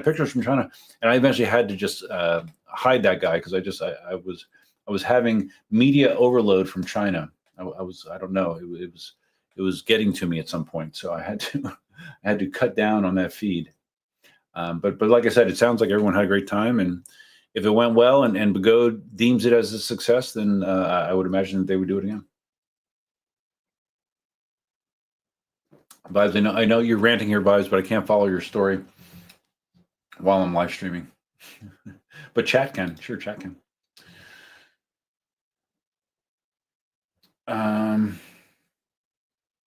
Vibe says, Duff looks like a mix of Brad Pitt and Leonardo DiCaprio mixed with George Clooney. Well, if that was true, Vibes, I wouldn't be in the position I was or I am, right? I'd be rich and famous, or I don't know, I'd be in the big screen, or I'd be modeling or something like that. But yeah, I don't know, Vibes. Thank you, I guess, Vibes, but you might be drunk too, so I don't know. Oh, I got it. Yeah, he made me say that to stay a moderator. That's true. I did. I just messaged you in the back end. PJ, speaking of DD, did the card work? Yes. I've gotten for Christmas. I got a number of cards. I've got 3 or 4 cards that were either in cards as part of my Christmas gift. I think I got one for my birthday. And the cool thing, like I pay for my Dunkin' Donuts with a Dunkin' Donuts card, and I have the app. In the app, I have my card associated with it. So when I get all these cards as gifts, I add them to the app, and then once they're added to the app, I can say, okay, we'll just take the balance that's on that gift card and add it to my existing balance. So I actually maxed out my balance on my Dunkin' Donuts card. The maximum amount you can have on your Dunkin' Donuts card is, I didn't know this, but now I do. The maximum you can have is $125, and I hit that ceiling. Now, I go to Dunkin' Donuts on average twice a day, so I will use that up. Well, no, I don't go twice a day. On the weekends, I go twice a day. During the weekdays, I make my own coffee at work, but then I stop and get coffee on the way home. So I'll go once on the weekdays and twice a day on the weekends. That is typical. But anyways, PJ, yes, the card did work, and thank you. That was very generous. I think I posted something on social media about the little care package you sent me, and it was very, very thoughtful. I do appreciate that.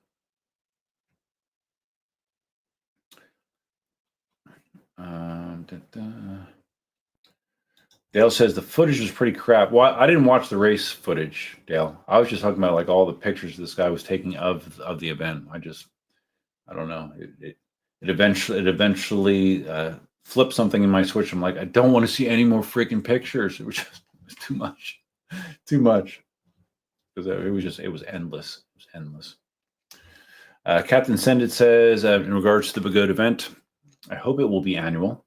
I asked Lieber Kim if they have an event planned, but unfortunately they don't. Didn't NOSFET do a little thing too? I thought they did. Like prior to this, like a week or two prior, I thought they were doing something. Let's see.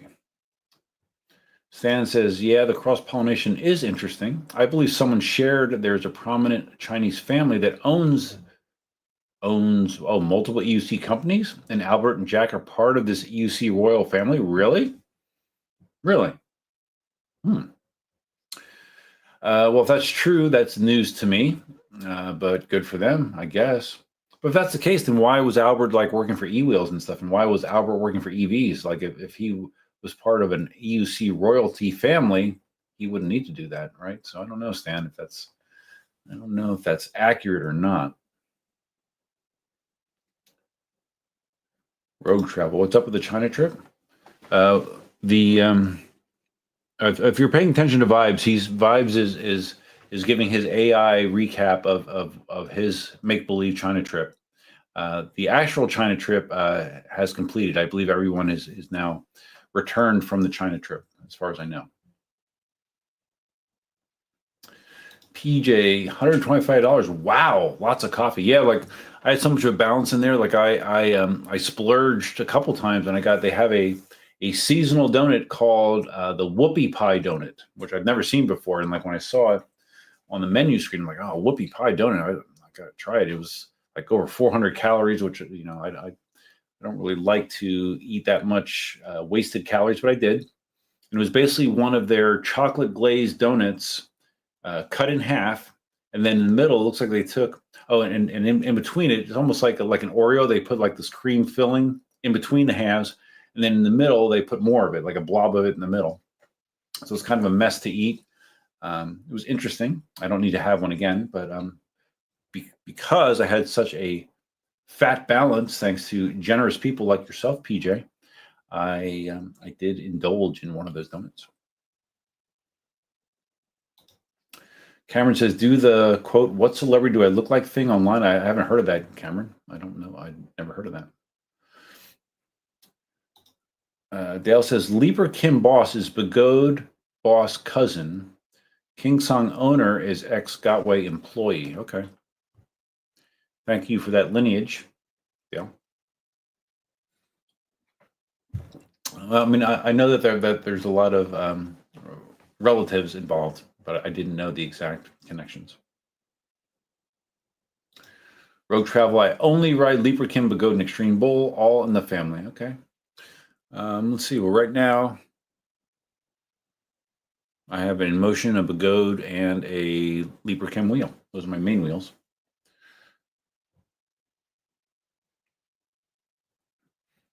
Vibes is still going. Vibes, you got it. You have to be drinking Vibes because you did this before. You went on a rampage.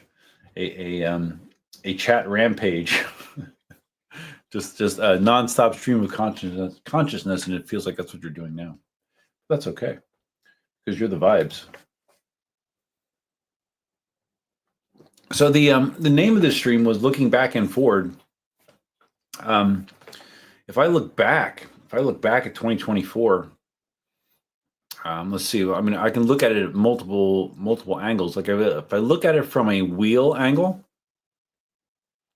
my riding in 2024 was not notable. I think I said somewhere in a video, or I wrote it down somewhere, maybe in a blog, that I don't officially document my mileage and my rides, but it feels like in 2024 I probably rode the least amount of miles ever since I started riding in, was it late 2015 or early 2016? I don't even remember at this point, but it feels like my riding has gone downhill.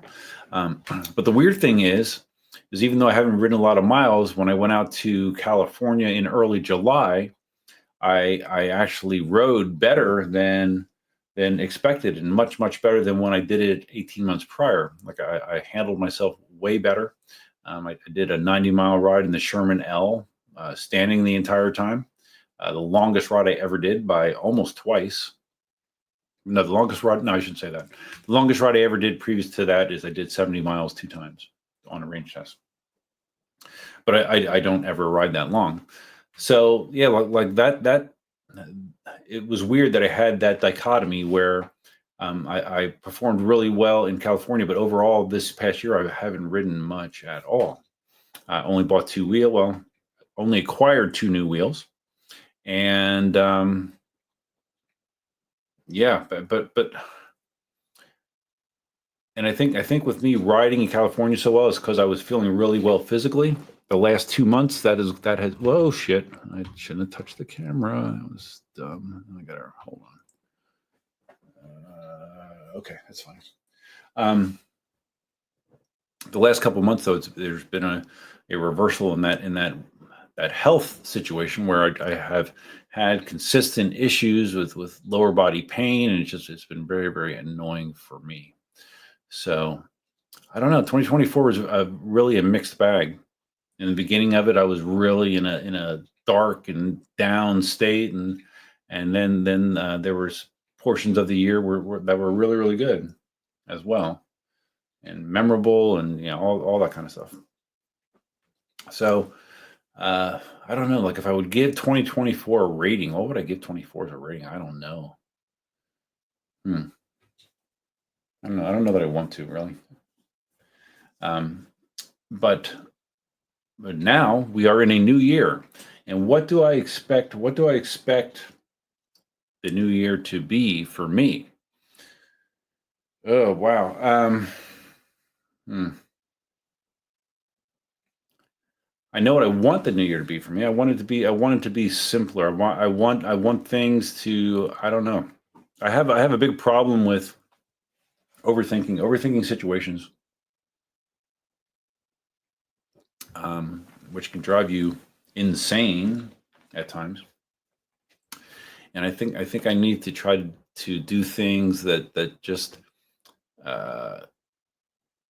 keep me centered, keep me more or less balanced, and focus on those things where I think sometimes I lose that focus, and I look elsewhere for my, I don't know.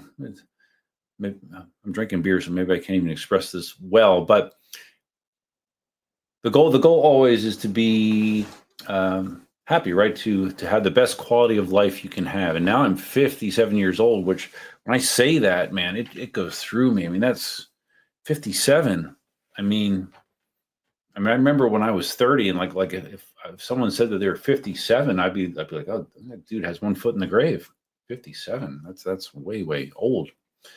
So that's another thing that I try to I don't know. I try to keep my perspective positive, even though it's going against a lifetime of negativity about aging. So that's always fun as well. Yeah, as far as wheels go, I mentioned in the video today that at most I'll probably buy 1 wheel this year. I'm not sure what it's going to be. Originally, for the last quarter of 2024, my assumption was going to be it's going to be a Sherman L. Now it's not quite so clear. The Panther really is interesting to me. That being said, do I want a 22-inch wheel? I mean, do I do long open road range requiring rides on a regular basis? No, I don't. So I don't know that it makes that much sense to me. The Sherman L still might make more sense, or even the F-22. I mean, maybe the F-22 makes sense once I get a feel for if that wheel is going to be a disaster or not. Because it does have some very interesting things about it. So maybe an F-22. I don't know.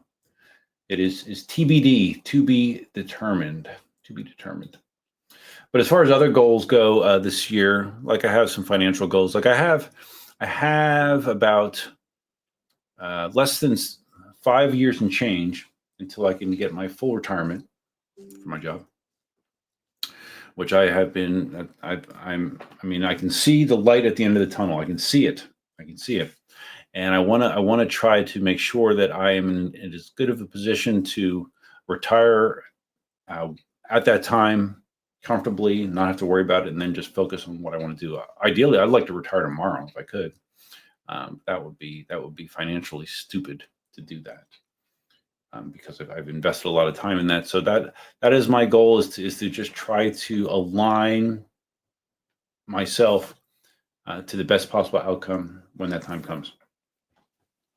And of course, along with the financial aspect of that, there's the health situation, or the health aspect of that. You want to, what's the point of retiring if your health sucks, right? Or if you're in bad shape? I mean, that's always been like the worst case scenario to me. Like if I would get to the point where I would retire, but like my health sucks for some reason, that would be a nightmare, right? Be a nightmare. So I'm really, really focused on trying to make sure that I stay as healthy and problem-free as long as I can.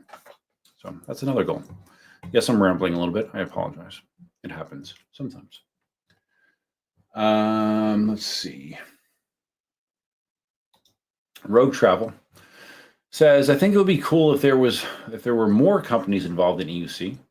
Would be sweet to get some carbon fiber similar to what mountain bikes have, ultra lightweight. I don't know the carbon fiber would be an answer with an EUC.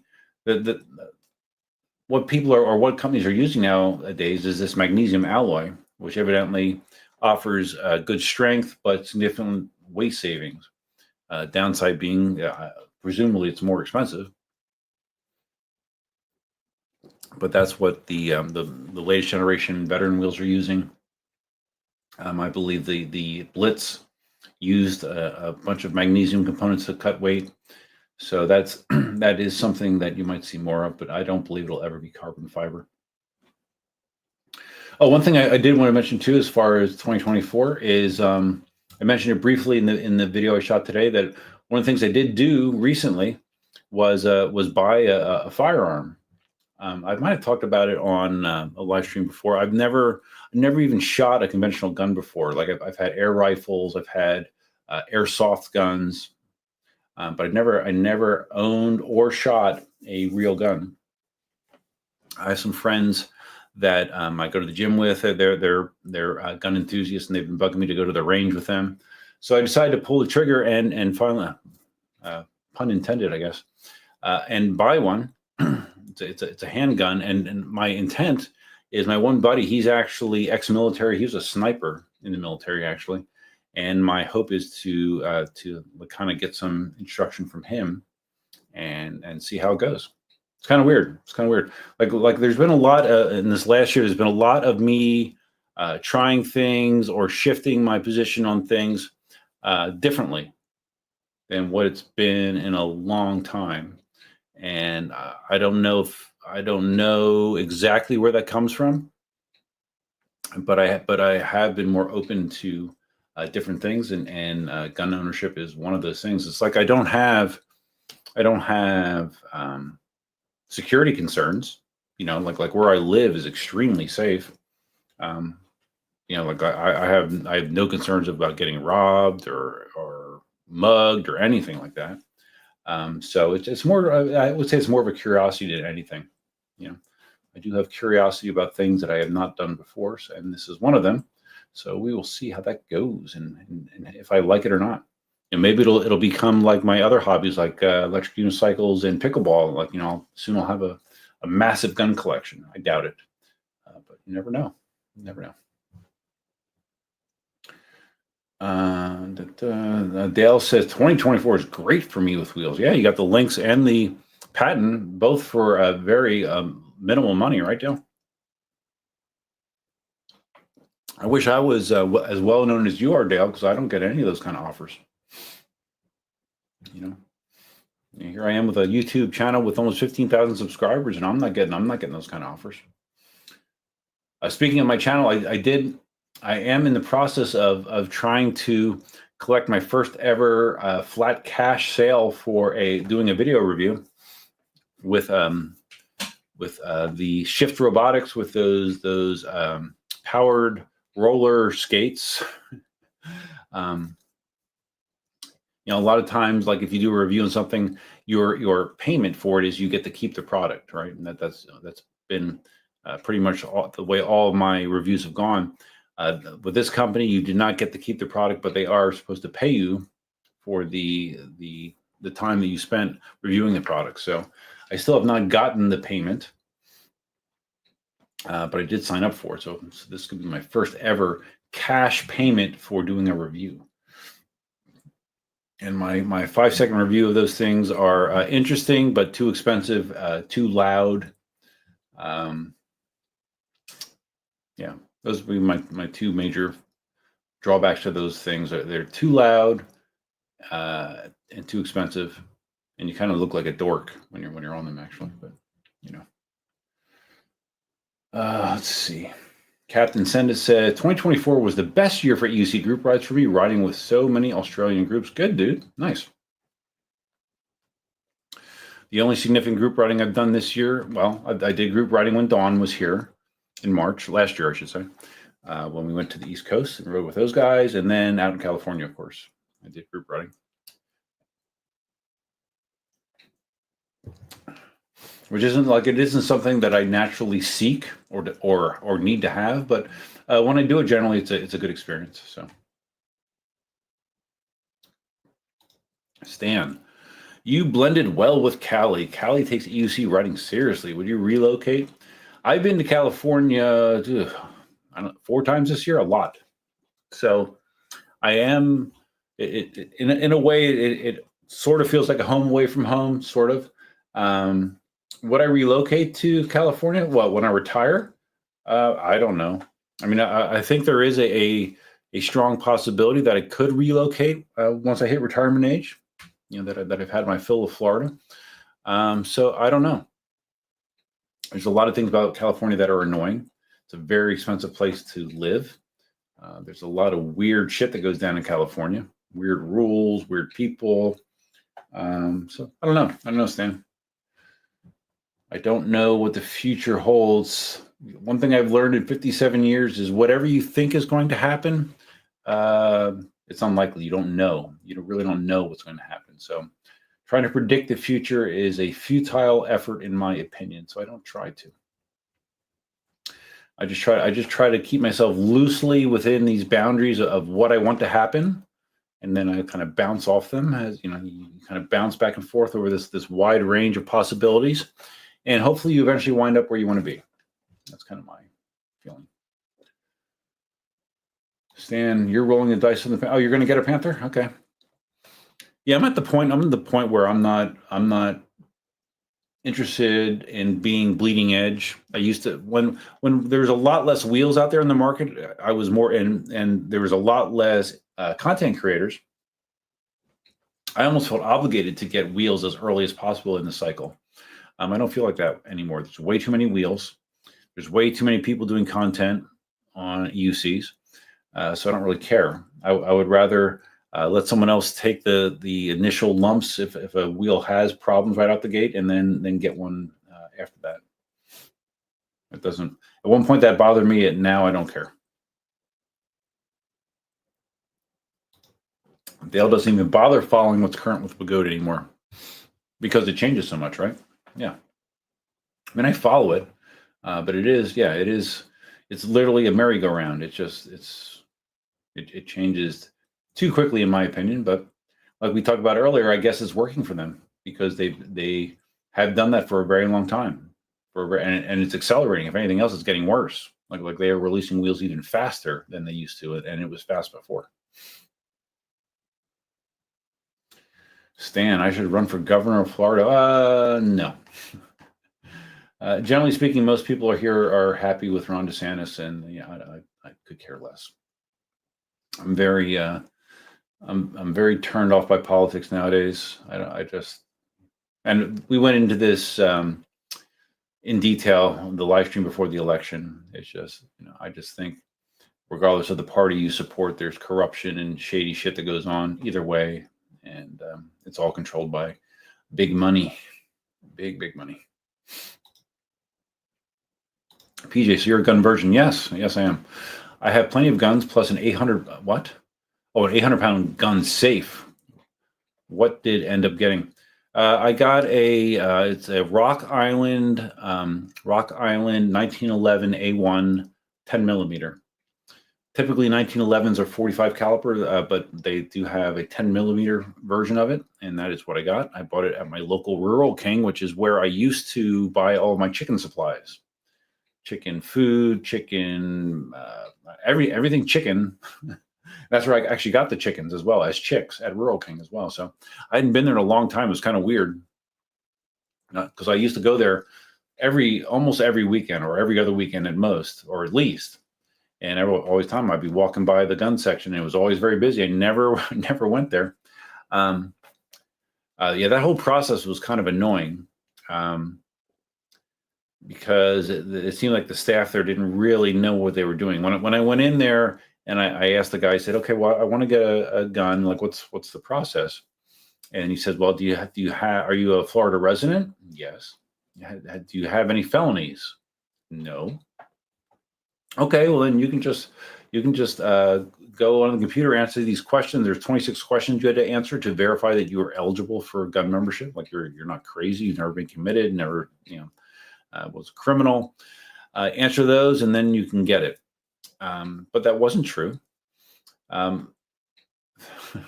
Because after I answered those questions, then you had to have your background check run.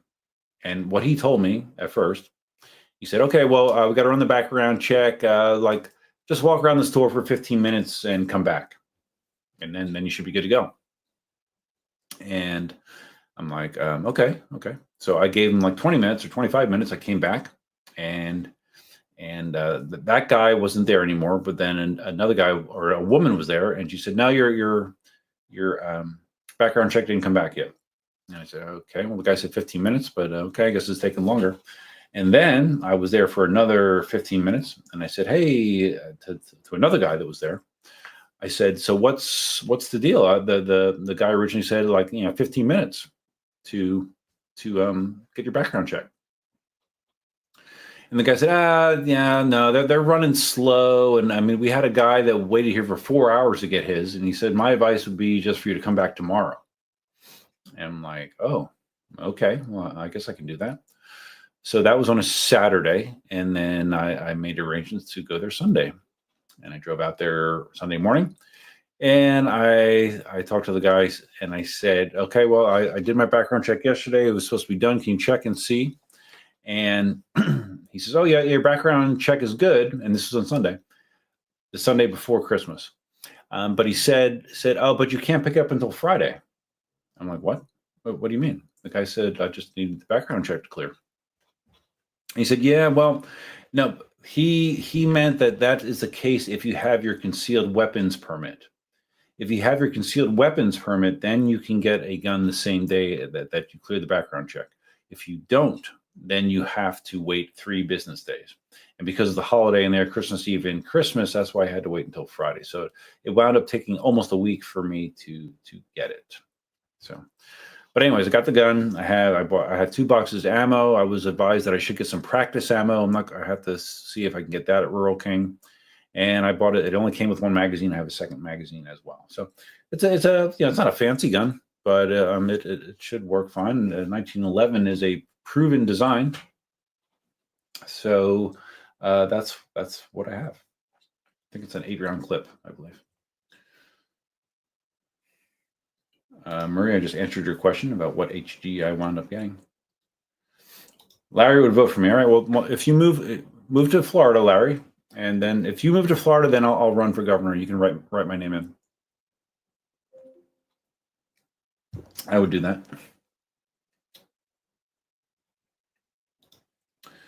PJ was surprised to see that Dawn was able to get a gun, seeing that she lives in California. No, California has gun shops. I mean, California has very conservative areas. You know, like Southern California, there's large conservative areas down there. And no, there's lots of gun owners in California.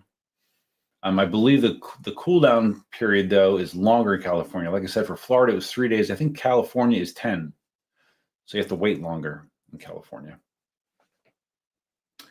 But you can get guns. You can get guns. Did you send them back before payment? I don't think that question's for me. Let me see.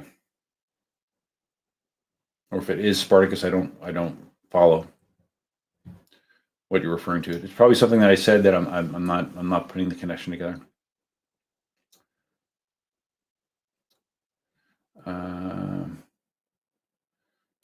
George says guns are for food security when food becomes the unarmed. Oh, yeah. Yeah, you never know. You never know, George. You never know what could happen in the future. Again, I don't fool myself into thinking I know the future. I do not. I do not. Larry says California has a lot of local talent. Oh yeah, that's good. Yeah, local talent. Michael Maverick, you being close friends with Dawn, Marty, and Roger, I assume you previously lived in LA. How did the friendship form? You are assuming incorrectly, Michael. No, the whole thing really was a combination of Larry and Marty, really. I came out to California the first time based on Larry's holiday party. That was in December of 2022, right, Larry? 2022. So, like I had been friends with Marty for a long time via the internet. You know, we used to live stream together. We had lots of interaction over the internet, but I never met him before. And Larry, same thing. I'd never met Larry before either, before that. So that's where it all came from. No, I've never lived in California. Never. But I do consider, like I said, California in a way is familiar to me at this point, and I do have a lot of people I know out in California, and I feel welcomed when I'm out there, and I do enjoy my time out there. Stan says, if I had gators in my backyard, I would be knee deep in artillery. Yeah, I don't know. I've never felt in danger in Florida from human beings or alligators. So, but I don't know. Maybe I'm being naive. I don't know, Stan. Maybe.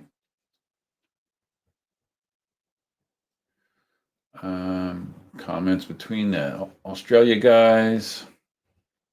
Stuart, channel member Stuart Ross, you're also 57. Get yourself a Quest V3. I'll give you a game of pickleball online. I saw, I think on Facebook, there was an ad for, I had a Quest 2 for a long time, but I didn't, I wound up not using it here. Once I moved, I stopped using it. That's something I bought when I was with Cindy, and I actually bought two. I had one for me, one for her. We used to play it pretty regularly. I had some YouTube content on it as well. And it was awesome and very, very cool. Quest 3 is even better. But my point was the Quest 2, I just didn't use it when I got here anymore. Just, I don't know. Other things kept my interest in. Somewhere towards the end of the year, one day, I'm just looking at it. It's been sitting here plugged in my office forever. And I'm just like, and I could have went through the hassle of selling it, and I'm just like, F it. I just threw it in the trash. Threw it. And I had like the extended battery pack for it. It was a lot of money, and I just threw it out. Quest 3, again, super cool. I saw footage of people playing the pickleball game. I don't know if there's more than one. The one I saw, it looked pretty good. Pretty good. With the Quest 2, I played ping pong online against people, and that was fun. So yeah, I could do that, Stuart, but I would rather just play real pickleball, and I can't even do that right now. I mean, I can, but I'm paying a consistent price when I do it, and I'm trying to make that situation improve, because I'm really getting mentally fatigued with not being able to do physically what I want to do. Like right now, this is like the best time to play pickleball. The weather is great. It's great. It's perfect. I have the biggest pickleball facility in Southwest Florida, a mile and a half from my house. And I'm sitting here like, if I play, I could aggravate my injury, and I can't play. And it's really, really annoying me. It's really annoying me. So I need to take more drastic steps to avoid that. So I'm thinking I've kind of mentally committed that I'm going to take at least a 2-week hiatus. I'm not going to play at all for 2 weeks. I'm going to focus on doing my stretching and my rehab and the stuff that's supposed to help IT band issues, and see if I can get myself better, because this is just sucks. Murray talking about guns here. Here you have to, in Australia, you have to wait 28 days. Once you see what you want to buy, you have to lodge a permit to acquire. Many hoops to jump through. Yeah, I have heard that the guns are very restricted in Australia. I have heard that. Just like in Great Britain, right? They're very restricted in Great Britain as well. Vibes woke up this morning and got yourself a gun. I don't know, Vibes. I have a feeling that you probably already have one. That's just my feeling. Spartacus, make sure you send plenty of rounds down range. Owning the gun is great, but only if you can hit your target right. Yeah, absolutely. Yeah.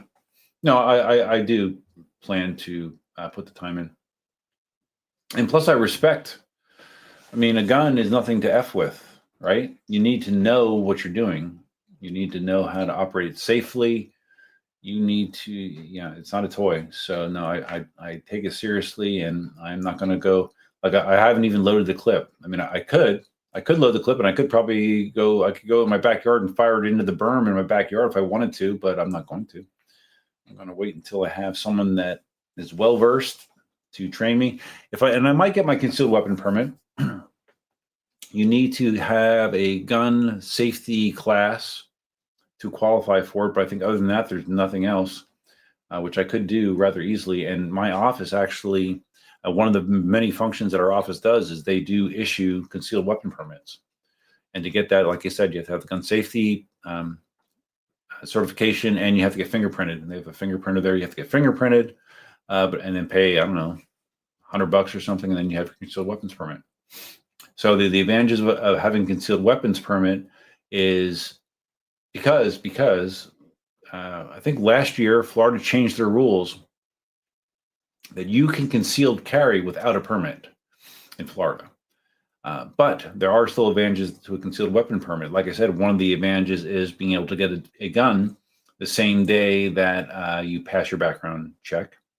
And the other example is, or the other advantage is the concealed weapon. When you have a concealed weapons permit in Florida, my understanding is it applies to other states.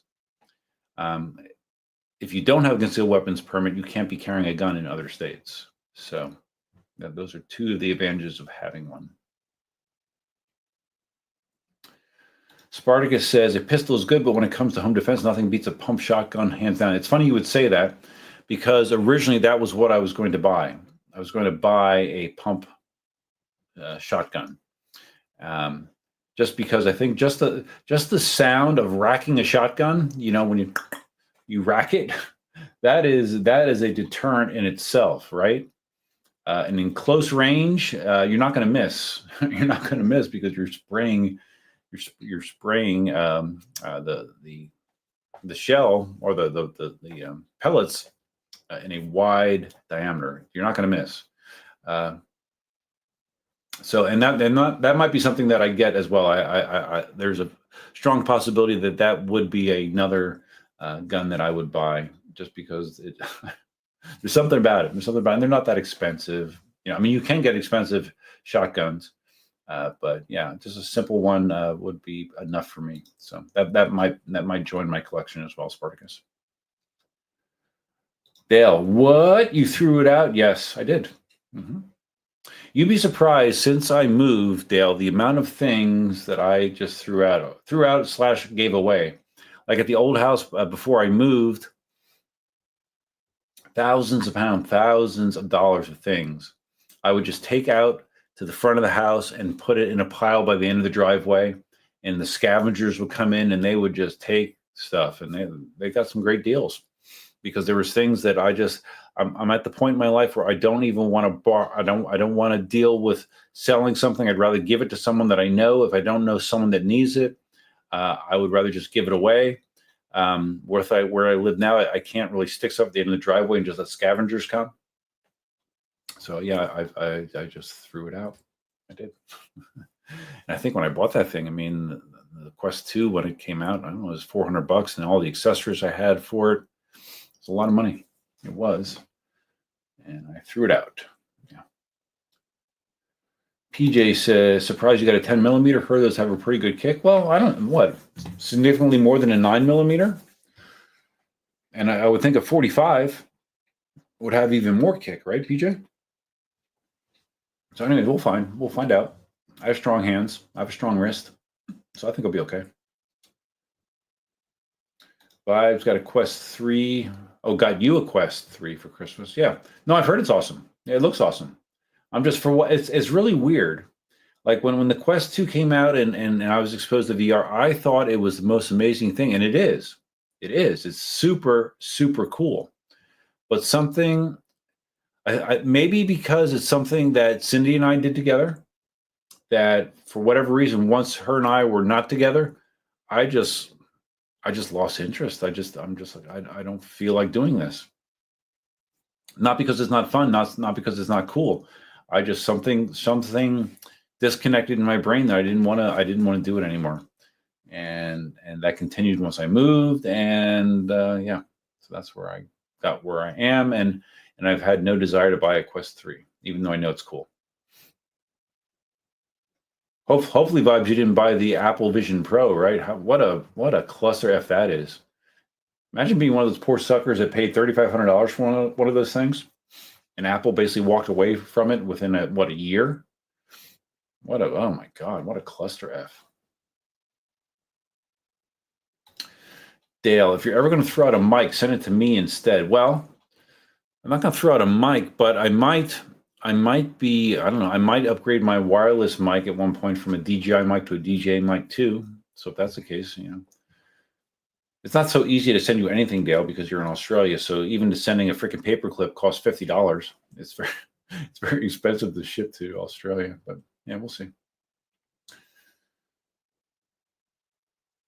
Vibes was rapping in a VR studio. Really? Is there video of this, Vibes? I would be interested in seeing that.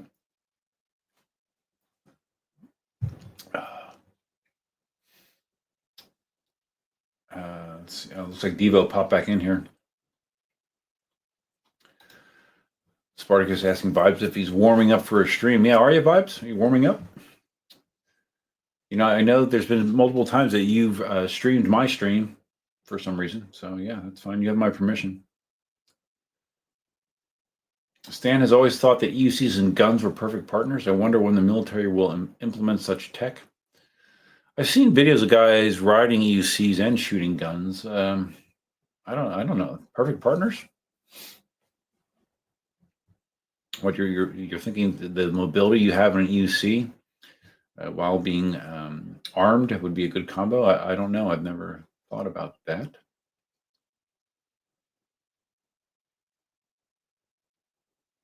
Vibe says if you have guns, it's good to not tell people so you have the element of surprise. Well, I'm telling you guys, so if any of you guys are coming, you already know. But I don't know. I feel pretty safe, Vibes. But no, I don't like walk around telling people I don't know this. No, I don't. Yeah, I don't. But the fact is, in Florida, I mean, if you don't own one, you are in a minority. Trust me. I mean, I think almost everyone that I know of, at least that I talk to in any kind of detail down here, has a gun. Really, people you wouldn't even expect. And I see people walking into our office to get concealed weapons licenses. Like little old ladies, because they want to pack. They need to be packing. So seems like lots of people have them. So PJ has this concealed. In Michigan, you need an 8-hour class and $100 to register for 5 years. Yeah, I think it's 5 years term down here as well. Strangely, open carry is completely legal. That seems weird, right? So you have to get licensed to conceal a weapon, but you can have a rifle strapped to your back, and that's fine. That seems weird, right, PJ? I mean, it seems weird to me, but whatever. Devo, check out the DP12 shotgun by Standard Manufacturing. DP12.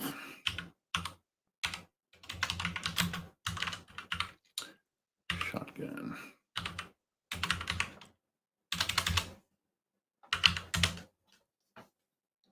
Oh. Double barrel. Oh, it's double barreled? Really? Oh my God. So each magazine can hold 7 shells. So 14 total. Oh my goodness.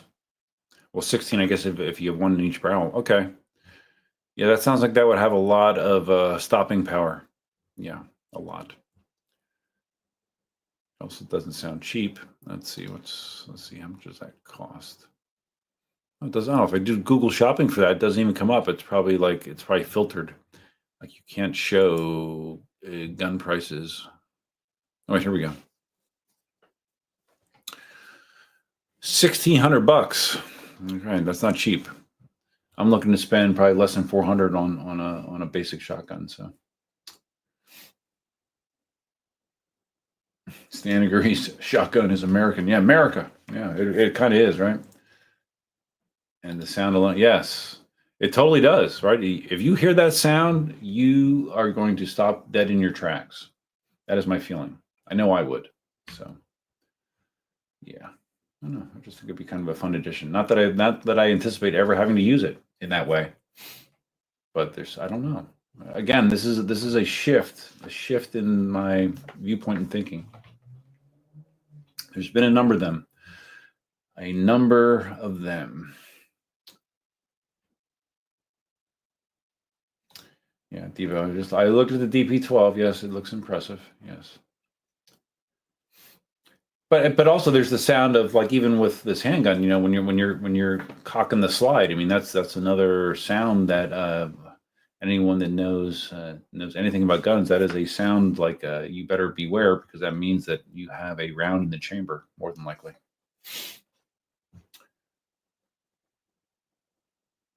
Sterling says tons of Quest 2s for sale on Facebook. Yeah, I haven't even looked.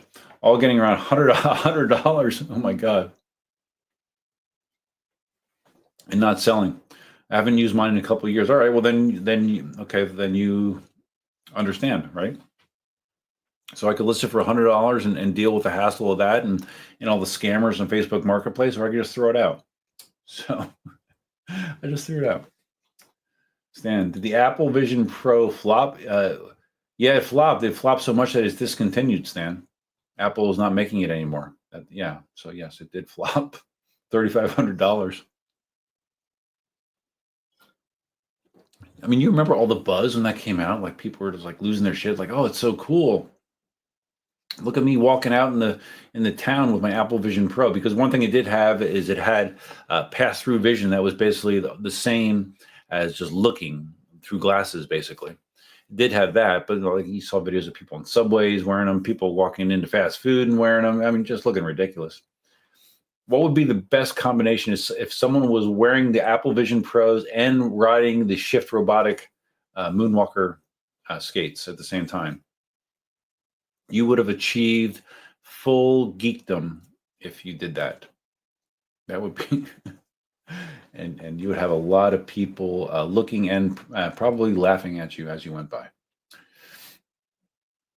Okay, so Murray has a Glock 34 and a Ruger Vaquero 44 Magnum. Really, that's a big boy. Stan says Apple hasn't been the same since Steve Jobs. Yeah, I would agree. They're not the same, but they are still making lots of money. Staying granny packing. Yeah, I'm telling you, dude. You would not believe the people that come in to get these concealed weapon permits. Like people come in, like people come in that look like they shouldn't even be driving a vehicle. Like they can hardly walk. They're stiff in their movements, and they want a concealed weapons permit. It's just, I don't get it. It's funny. This one Reddit post about the DP12 says, "Just got the DP12. Could this be the best zombie shotgun?" So it could be. I guess it could be efficient for taking out zombies. Oh, it looks like you can put a round drum on it to hold more shells. 30 to 50 round drums, really? Interesting. Okay. It's more money than I need to spend on a gun, but interesting. Dale says you should get Anthony Latham to engrave your gun for you to personalize it. His engraving skills are awesome. I know the name. I think we're Facebook friends, but I don't know Anthony personally. The DP12 14 plus 2 in the rack. Okay. Yeah, makes sense because double barrel.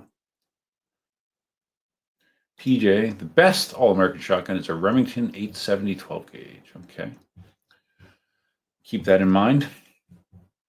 I think the ones that I saw at Rural King were Mossberg, I think they were Mossberg, I believe.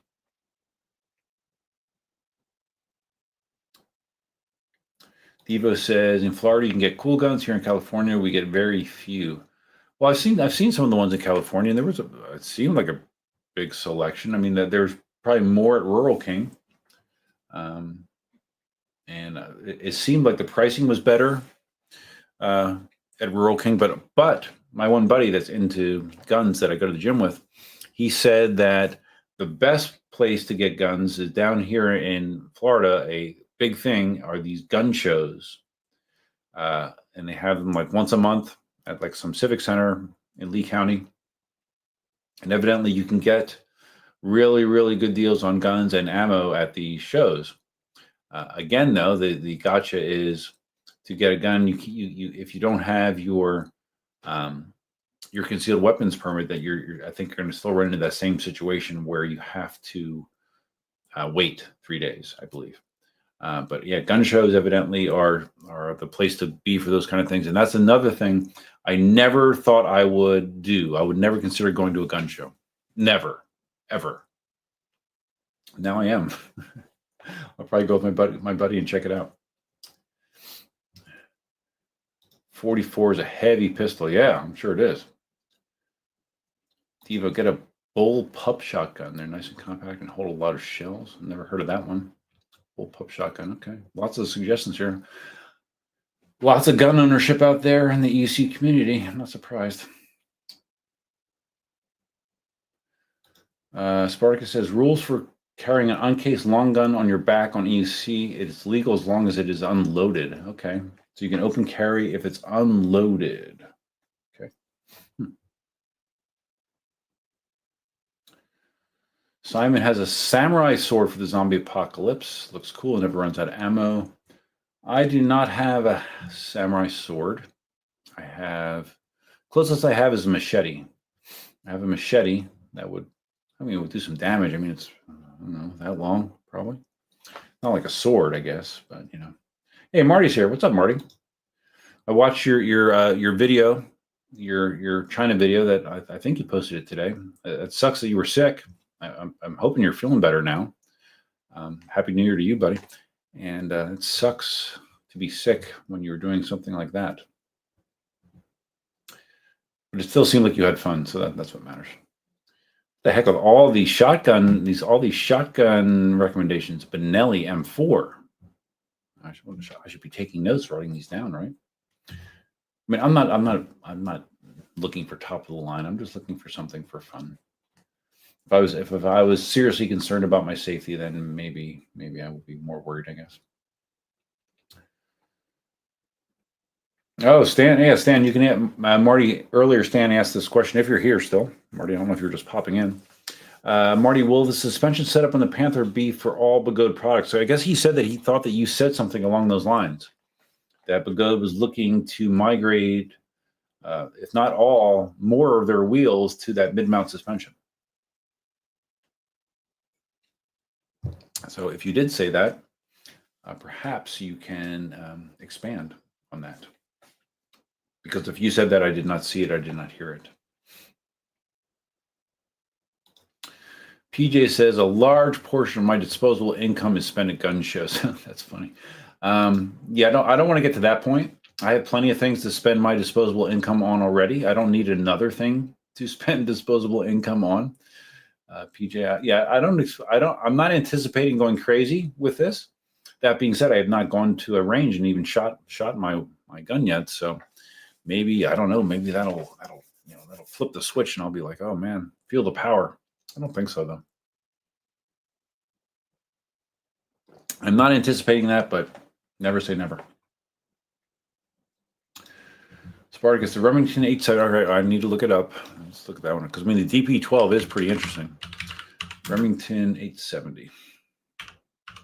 Let's look at that. Okay, it looks cool.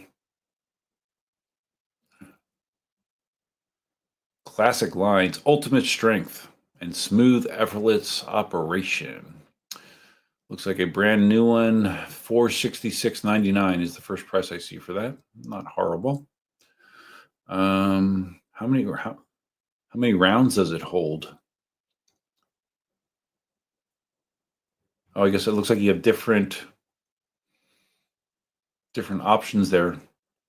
3+1, 4+1, 5+1, 6+1, 7+1.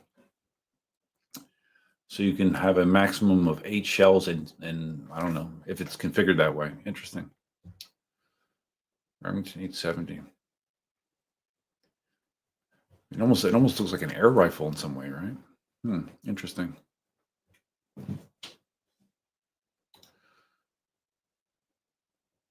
Oh, price range. Oh, okay. They're talking about used ones.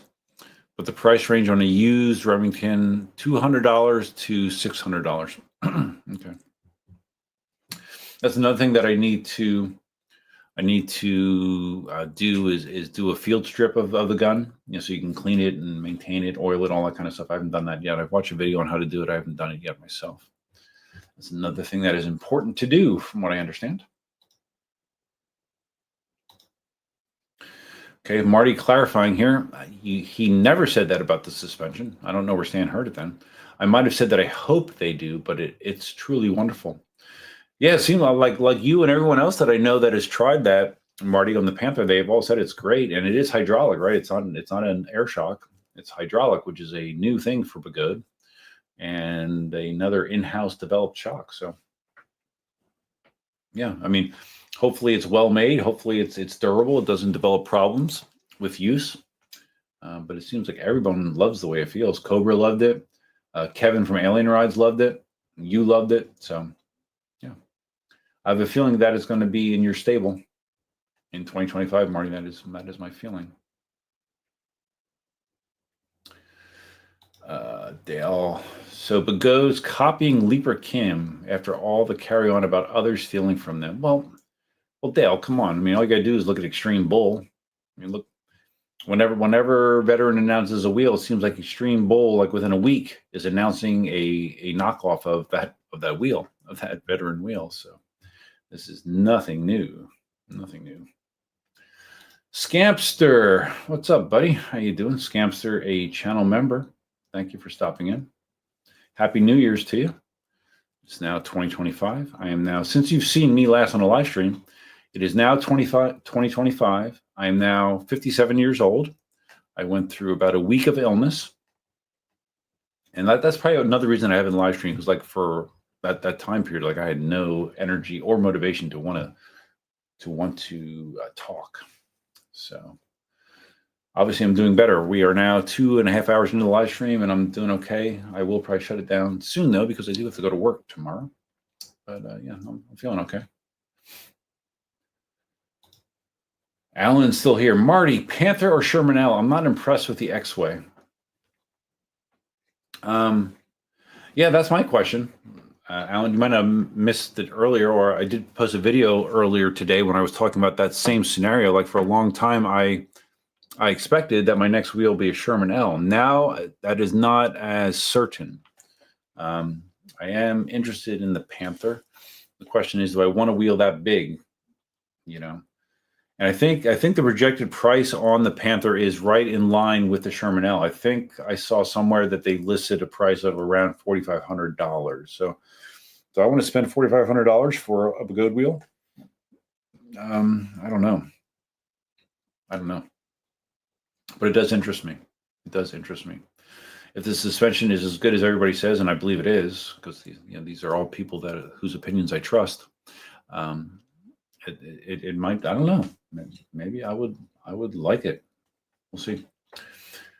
I gotta get my finances aligned anyway, so I have some time, and that wheel's not going to be out for a couple months, I think. So I have some time to ponder it. So Sterling says that 10 millimeter is going to give your wrist a workout for sure. I love my M&P Shield 9 millimeter for CC, for close quarters.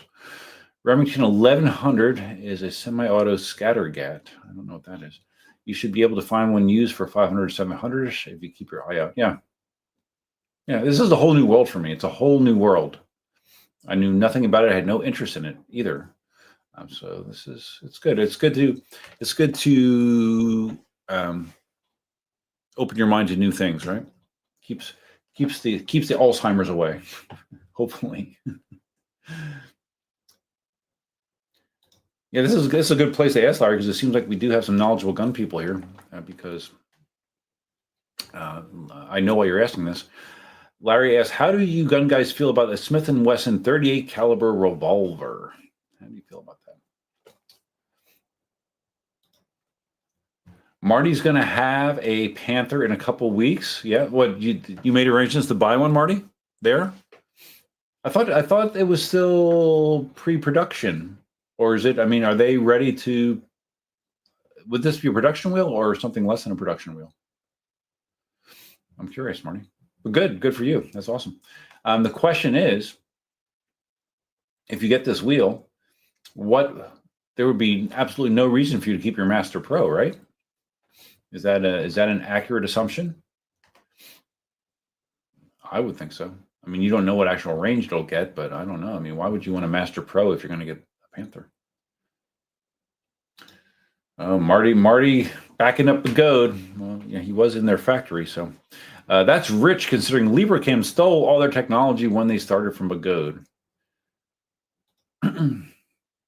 Yeah, well, that's I've heard the stories. Yeah, I think he goes back and forth though, right, Marty? I think there's lots of intellectual property that is being stolen between various EUC manufacturers. It seems that way, at least. Rogue Travel. I finished my beer, by the way. I'm not getting another one. I've been looking into Tesla 4680 batteries. Probably a good battery for EUC. I know 50S is where we are currently, but I think it will change. Yeah, it will change. Of course it will change. 4680 batteries are big, though, right? They're physically big batteries.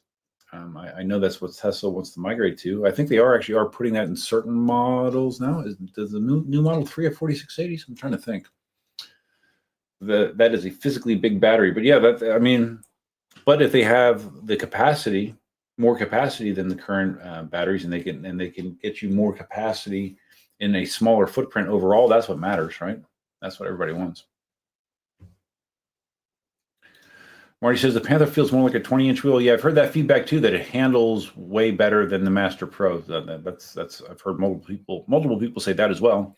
It feels more agile than the Master Pro. Maybe it has like a similar balance characteristic like an ET Max, because that's one of the pros of the ET Max is, despite it being a big, tall, heavy wheel, it generally is well balanced. And on the demo that I had, I did notice that as well.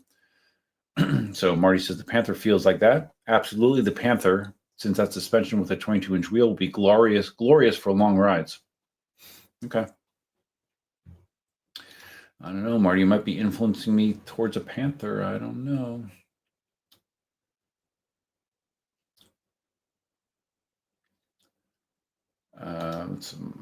Simon quoting Gotway, saying Libra Kim Group and Knowledge steal and copy from Begode. Gotway never pay for patents. Okay. Oh, he's okay. He's trying to give their side of the story. That's what Gotway says. Libra Kim says we didn't design many copy wheels to burnt many houses and cargoes. What a pity. Oh, okay, sounds like Chinese English going back and forth. That's funny. I don't remember seeing either of those quotes, Simon, but that is funny.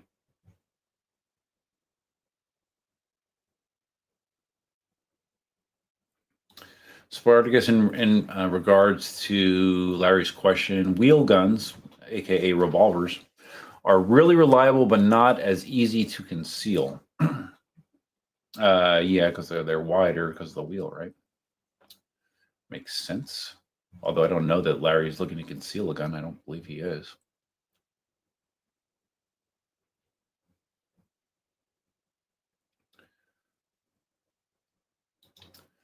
PJ, now that Marty is here, kind of curious why him, Roger, and Dawn always ride in that park trail near the county courthouse. I'm not sure what park trail that is, PJ. I know something about California, but not that much. Marty, come on, Duff. I don't buy wheels now. Pre-production. Oh, really? Okay. Oh, so is this going to be one of those deals, Marty, where they send it to you and you just pay, like you're going to get it right from Begode and you're just going to pay airship? Yes, I know you don't buy wheels now. Poor peasants like me still buy wheels, Marty, because I don't know. I just do it. I would feel guilty getting wheels for nothing. Not really. Marty won't get rid of the Master Pro until I learned that it has less range. Okay, well, do you feel that there'll be redundancy between, even though it's a bigger wheel, between the Panther and the Sherman L? What are your feelings on that, Marty?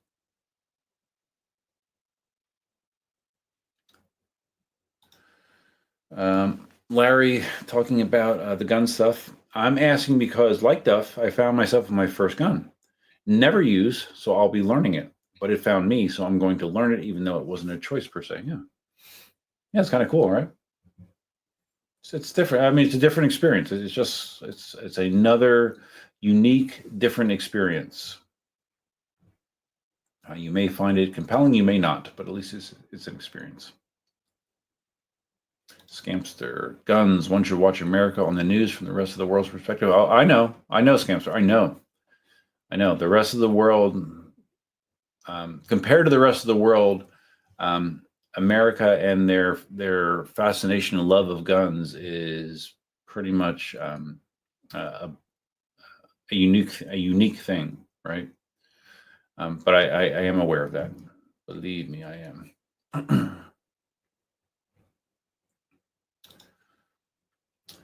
Larry, in regards to Scamster's comment, I totally understand. That said, I'm curious about target practice, the associated rituals. I can't envision ever shooting a person or animal. Well, animal, definitely not. Oh my God, no. I'm the one that saves bugs. Person, that would be a tough call, but I don't know. Like if it's you or them, like if you feel threatened, I don't know. I hope to never find myself in that situation. It would be difficult. Marty said I talked to Kibai. How do you pronounce his name? KB Kibai, specifically about the history of all the companies, and they all originate from technology stolen from Begode, which I believe. So what? Begode was the first one. Begode was the mother EUC company, Marty. That was not my understanding, but okay.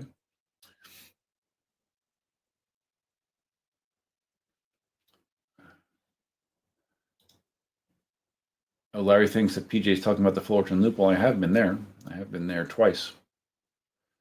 It was a much better experience the second time versus the first.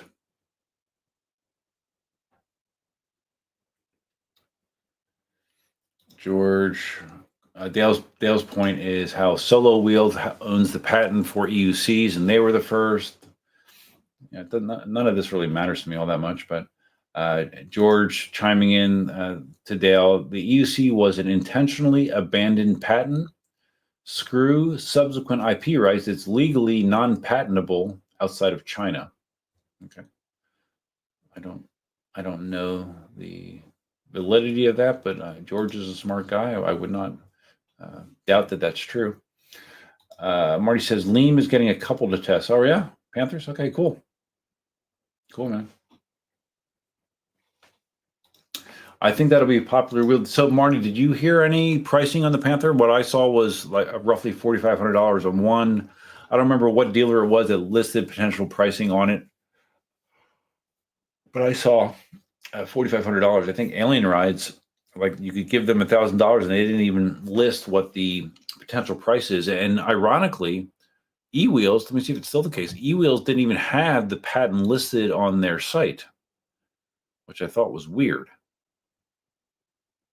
And they still don't. Yeah, they do not have the Panther. Did I say patent?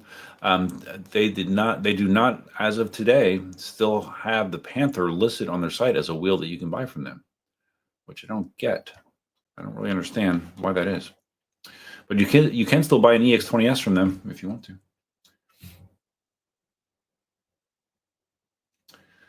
Marty agrees there's redundancy between the L and the Panther. I wouldn't sell the L though. Don't need the money, otherwise probably would.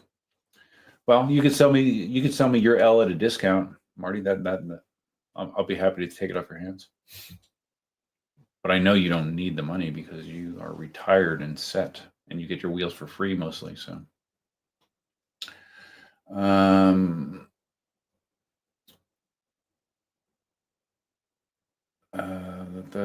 just kind of skipping here. My eyeballs are burning. Scanter says a Chinese company isn't doing its job unless they are stealing something, and all power to them. Well, I mean, for as long as I can remember, Chinese knockoffs, that's always been a thing, right? That's kind of, they're kind of really good at that. Marty says there will never be a U.S. made wheel, in my opinion. I tend to agree with that, Marty. Even though there's been rumors of various U.S. made wheels, none of them have come to fruition or even close to coming to fruition.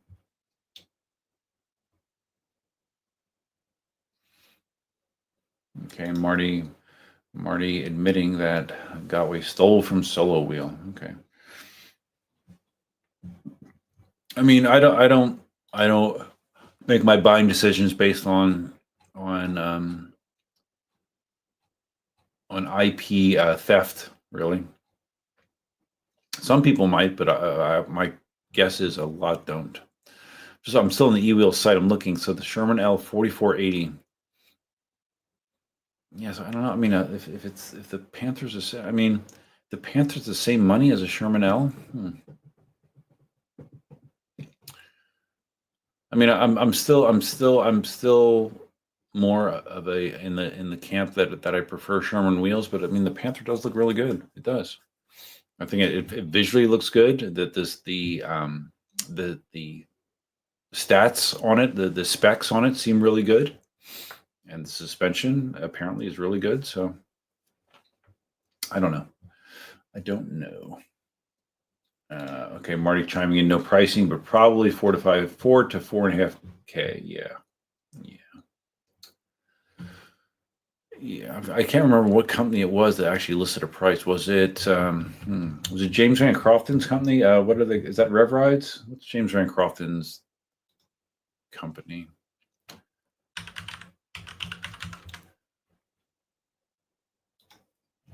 Is it Rev Rides? Is that James? For some reason, I think I'm wrong. I'm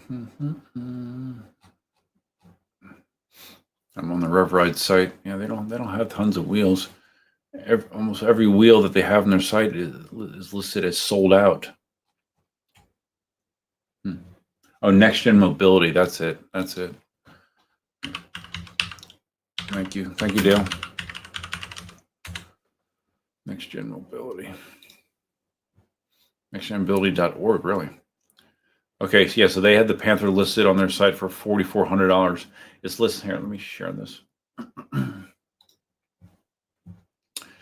It's listed as originally. Oh wait, I'm in the way. Hold on. There we go. Listed originally as $4,800, but for the special pricing of $4,400 is on sale. Yeah. Oh, and they have the X-Way because the X-Way was listed as $3,500. Now that's down to $3,250. Okay, great. Sherman L for $4,000. They're undercutting e-wheels. That's interesting, right, Marty? Undercutting e-wheels in the Sherman L by $500 almost. Interesting. I've never really browsed NextGen's site. Patton S for $2,800.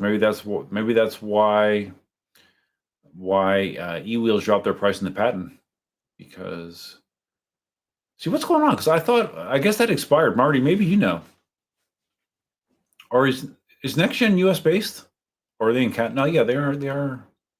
Are they US based? Because I thought that Jason had a deal with Veteran, they were like the US exclusive. That must have expired because I know Alien Rises sells some Veteran wheels as well. Like they were selling the Lynx, I believe. So I guess that exclusivity has expired, Marty, right? Oh, and they sell Roger Chargers here too. Interesting. Okay. 22 Pro, blah, blah, blah, blah, blah. Wow, everything's on sale on Next Gen Mobility. They have a good selection. They have all the wheels. Okay, cool. 4,200 for a Master Pro. Yeah, I would take a Panther over a Master Pro any day. Extreme Bull Griffin, $31.99. Okay, interesting. I'll have to browse their site some more in the future.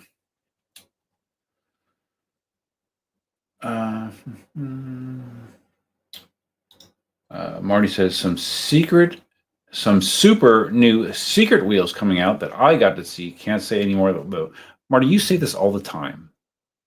Whether you're in China or not, you always say that there's new secret wheels that you know about, but you can't say anything else. That's good.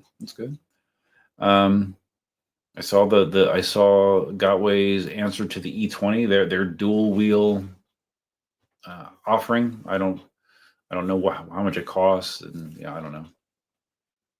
I guess the E20, even though you hate it, Marty, I guess it has a niche, and they must be selling enough of them that Gotway felt it was, or Begode thought it was necessary to make their flavor of that, right? So I don't know. Maybe the E20 is not quite as bad as you say it is, Marty. But I'm glad that you know about the super new secret wheels, and I do not. Scamster says, as long as they make a wheel that works and doesn't kill me, they can do what they like. Yeah, it's true. It's kind of my opinion. As for Libra Kim, in my opinion, the only EUC company that do things as close to perfect as possible. Well, I don't know. In what regard? Like the mix of power versus performance versus QC.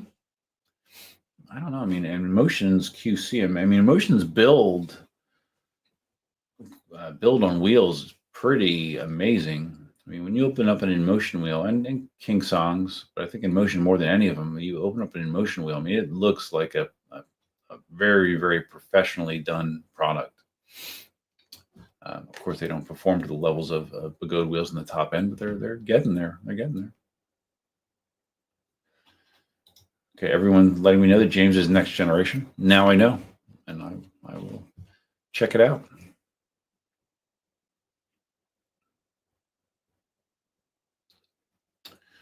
Rogue Travel says, as far as innovation from Begode, he says the pace of creation over there is amazing. I would agree, amazing / crazy, but I can't. Hold on a second. Hold on a second. The pace of creation over there at Begode is amazing, but I can't help but feel like Veteran pushes the industry a bit harder lately. Magnesium alloy, efficiency, etc. Maybe I don't know. There's innovation that happens across all of the companies, I would say. Remember 22-inch wheel? Yes, I do. I have a 22-inch wheel. I have a V13, Marty. But it sounds like, from all accounts, that the Panther would be a much more balanced wheel and a better suspension than the V13.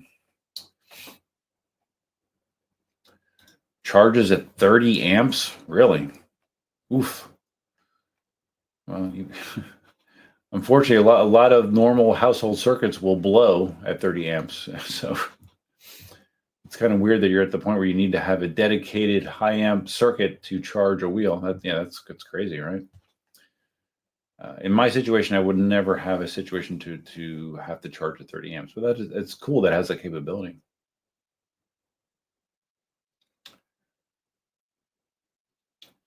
It has a USB-C PD charge port. Really? Really? That's interesting. Wow. Scamster with what? Super chat? Scamster, thanks, buddy. Go shout yourself a Dunkin' Donut coffee on me. Happy New Year. Thanks, man. I appreciate that very much. That's very generous of you.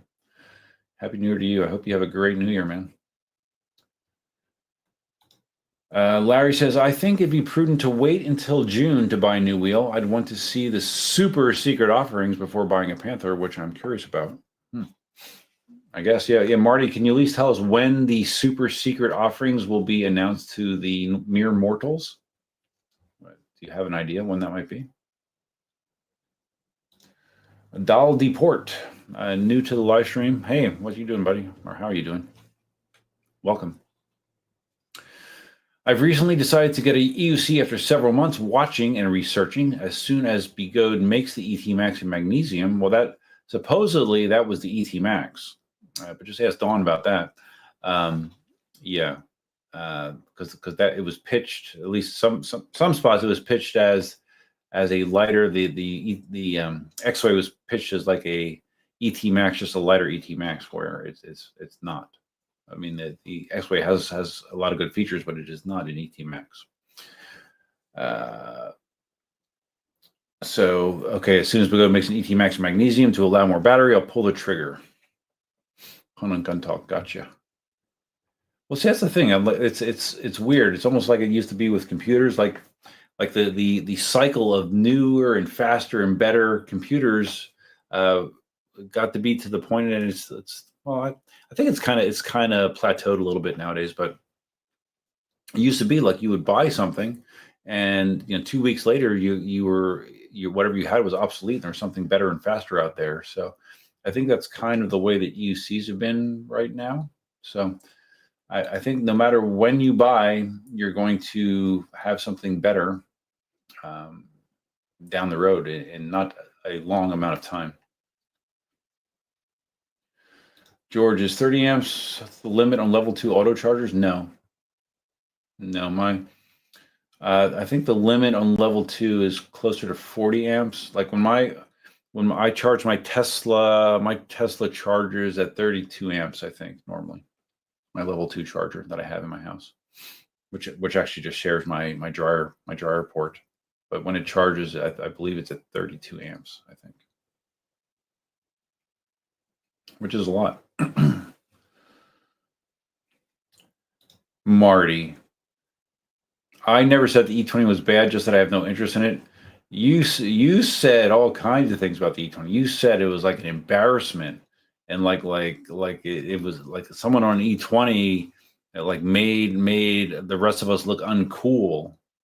Yeah, you and Dale were both very, very negative in E20. I don't have the interest on pulling up the exact quotes, but yeah, you were negative about the E20. And of course, you have no interest in it. Yeah, no, I understand why you have no interest in it. I do have mine sitting in my collection, and it was actually perfect for looking at Christmas lights. Perfect. Goes fast enough, 12 miles an hour before it starts to beep and tip, and because it's dual wheel, it's extremely stable. It's super slow speeds. I mean, you can come to a complete stop and just hang there without much difficulty because of its configuration. So it's definitely for a different type of audience, but it has its place, in my opinion. and the price was different or crazy cheap. For Black Friday, it was like $299. For what you get for that wheel for $299, I think it was an outstanding deal, really.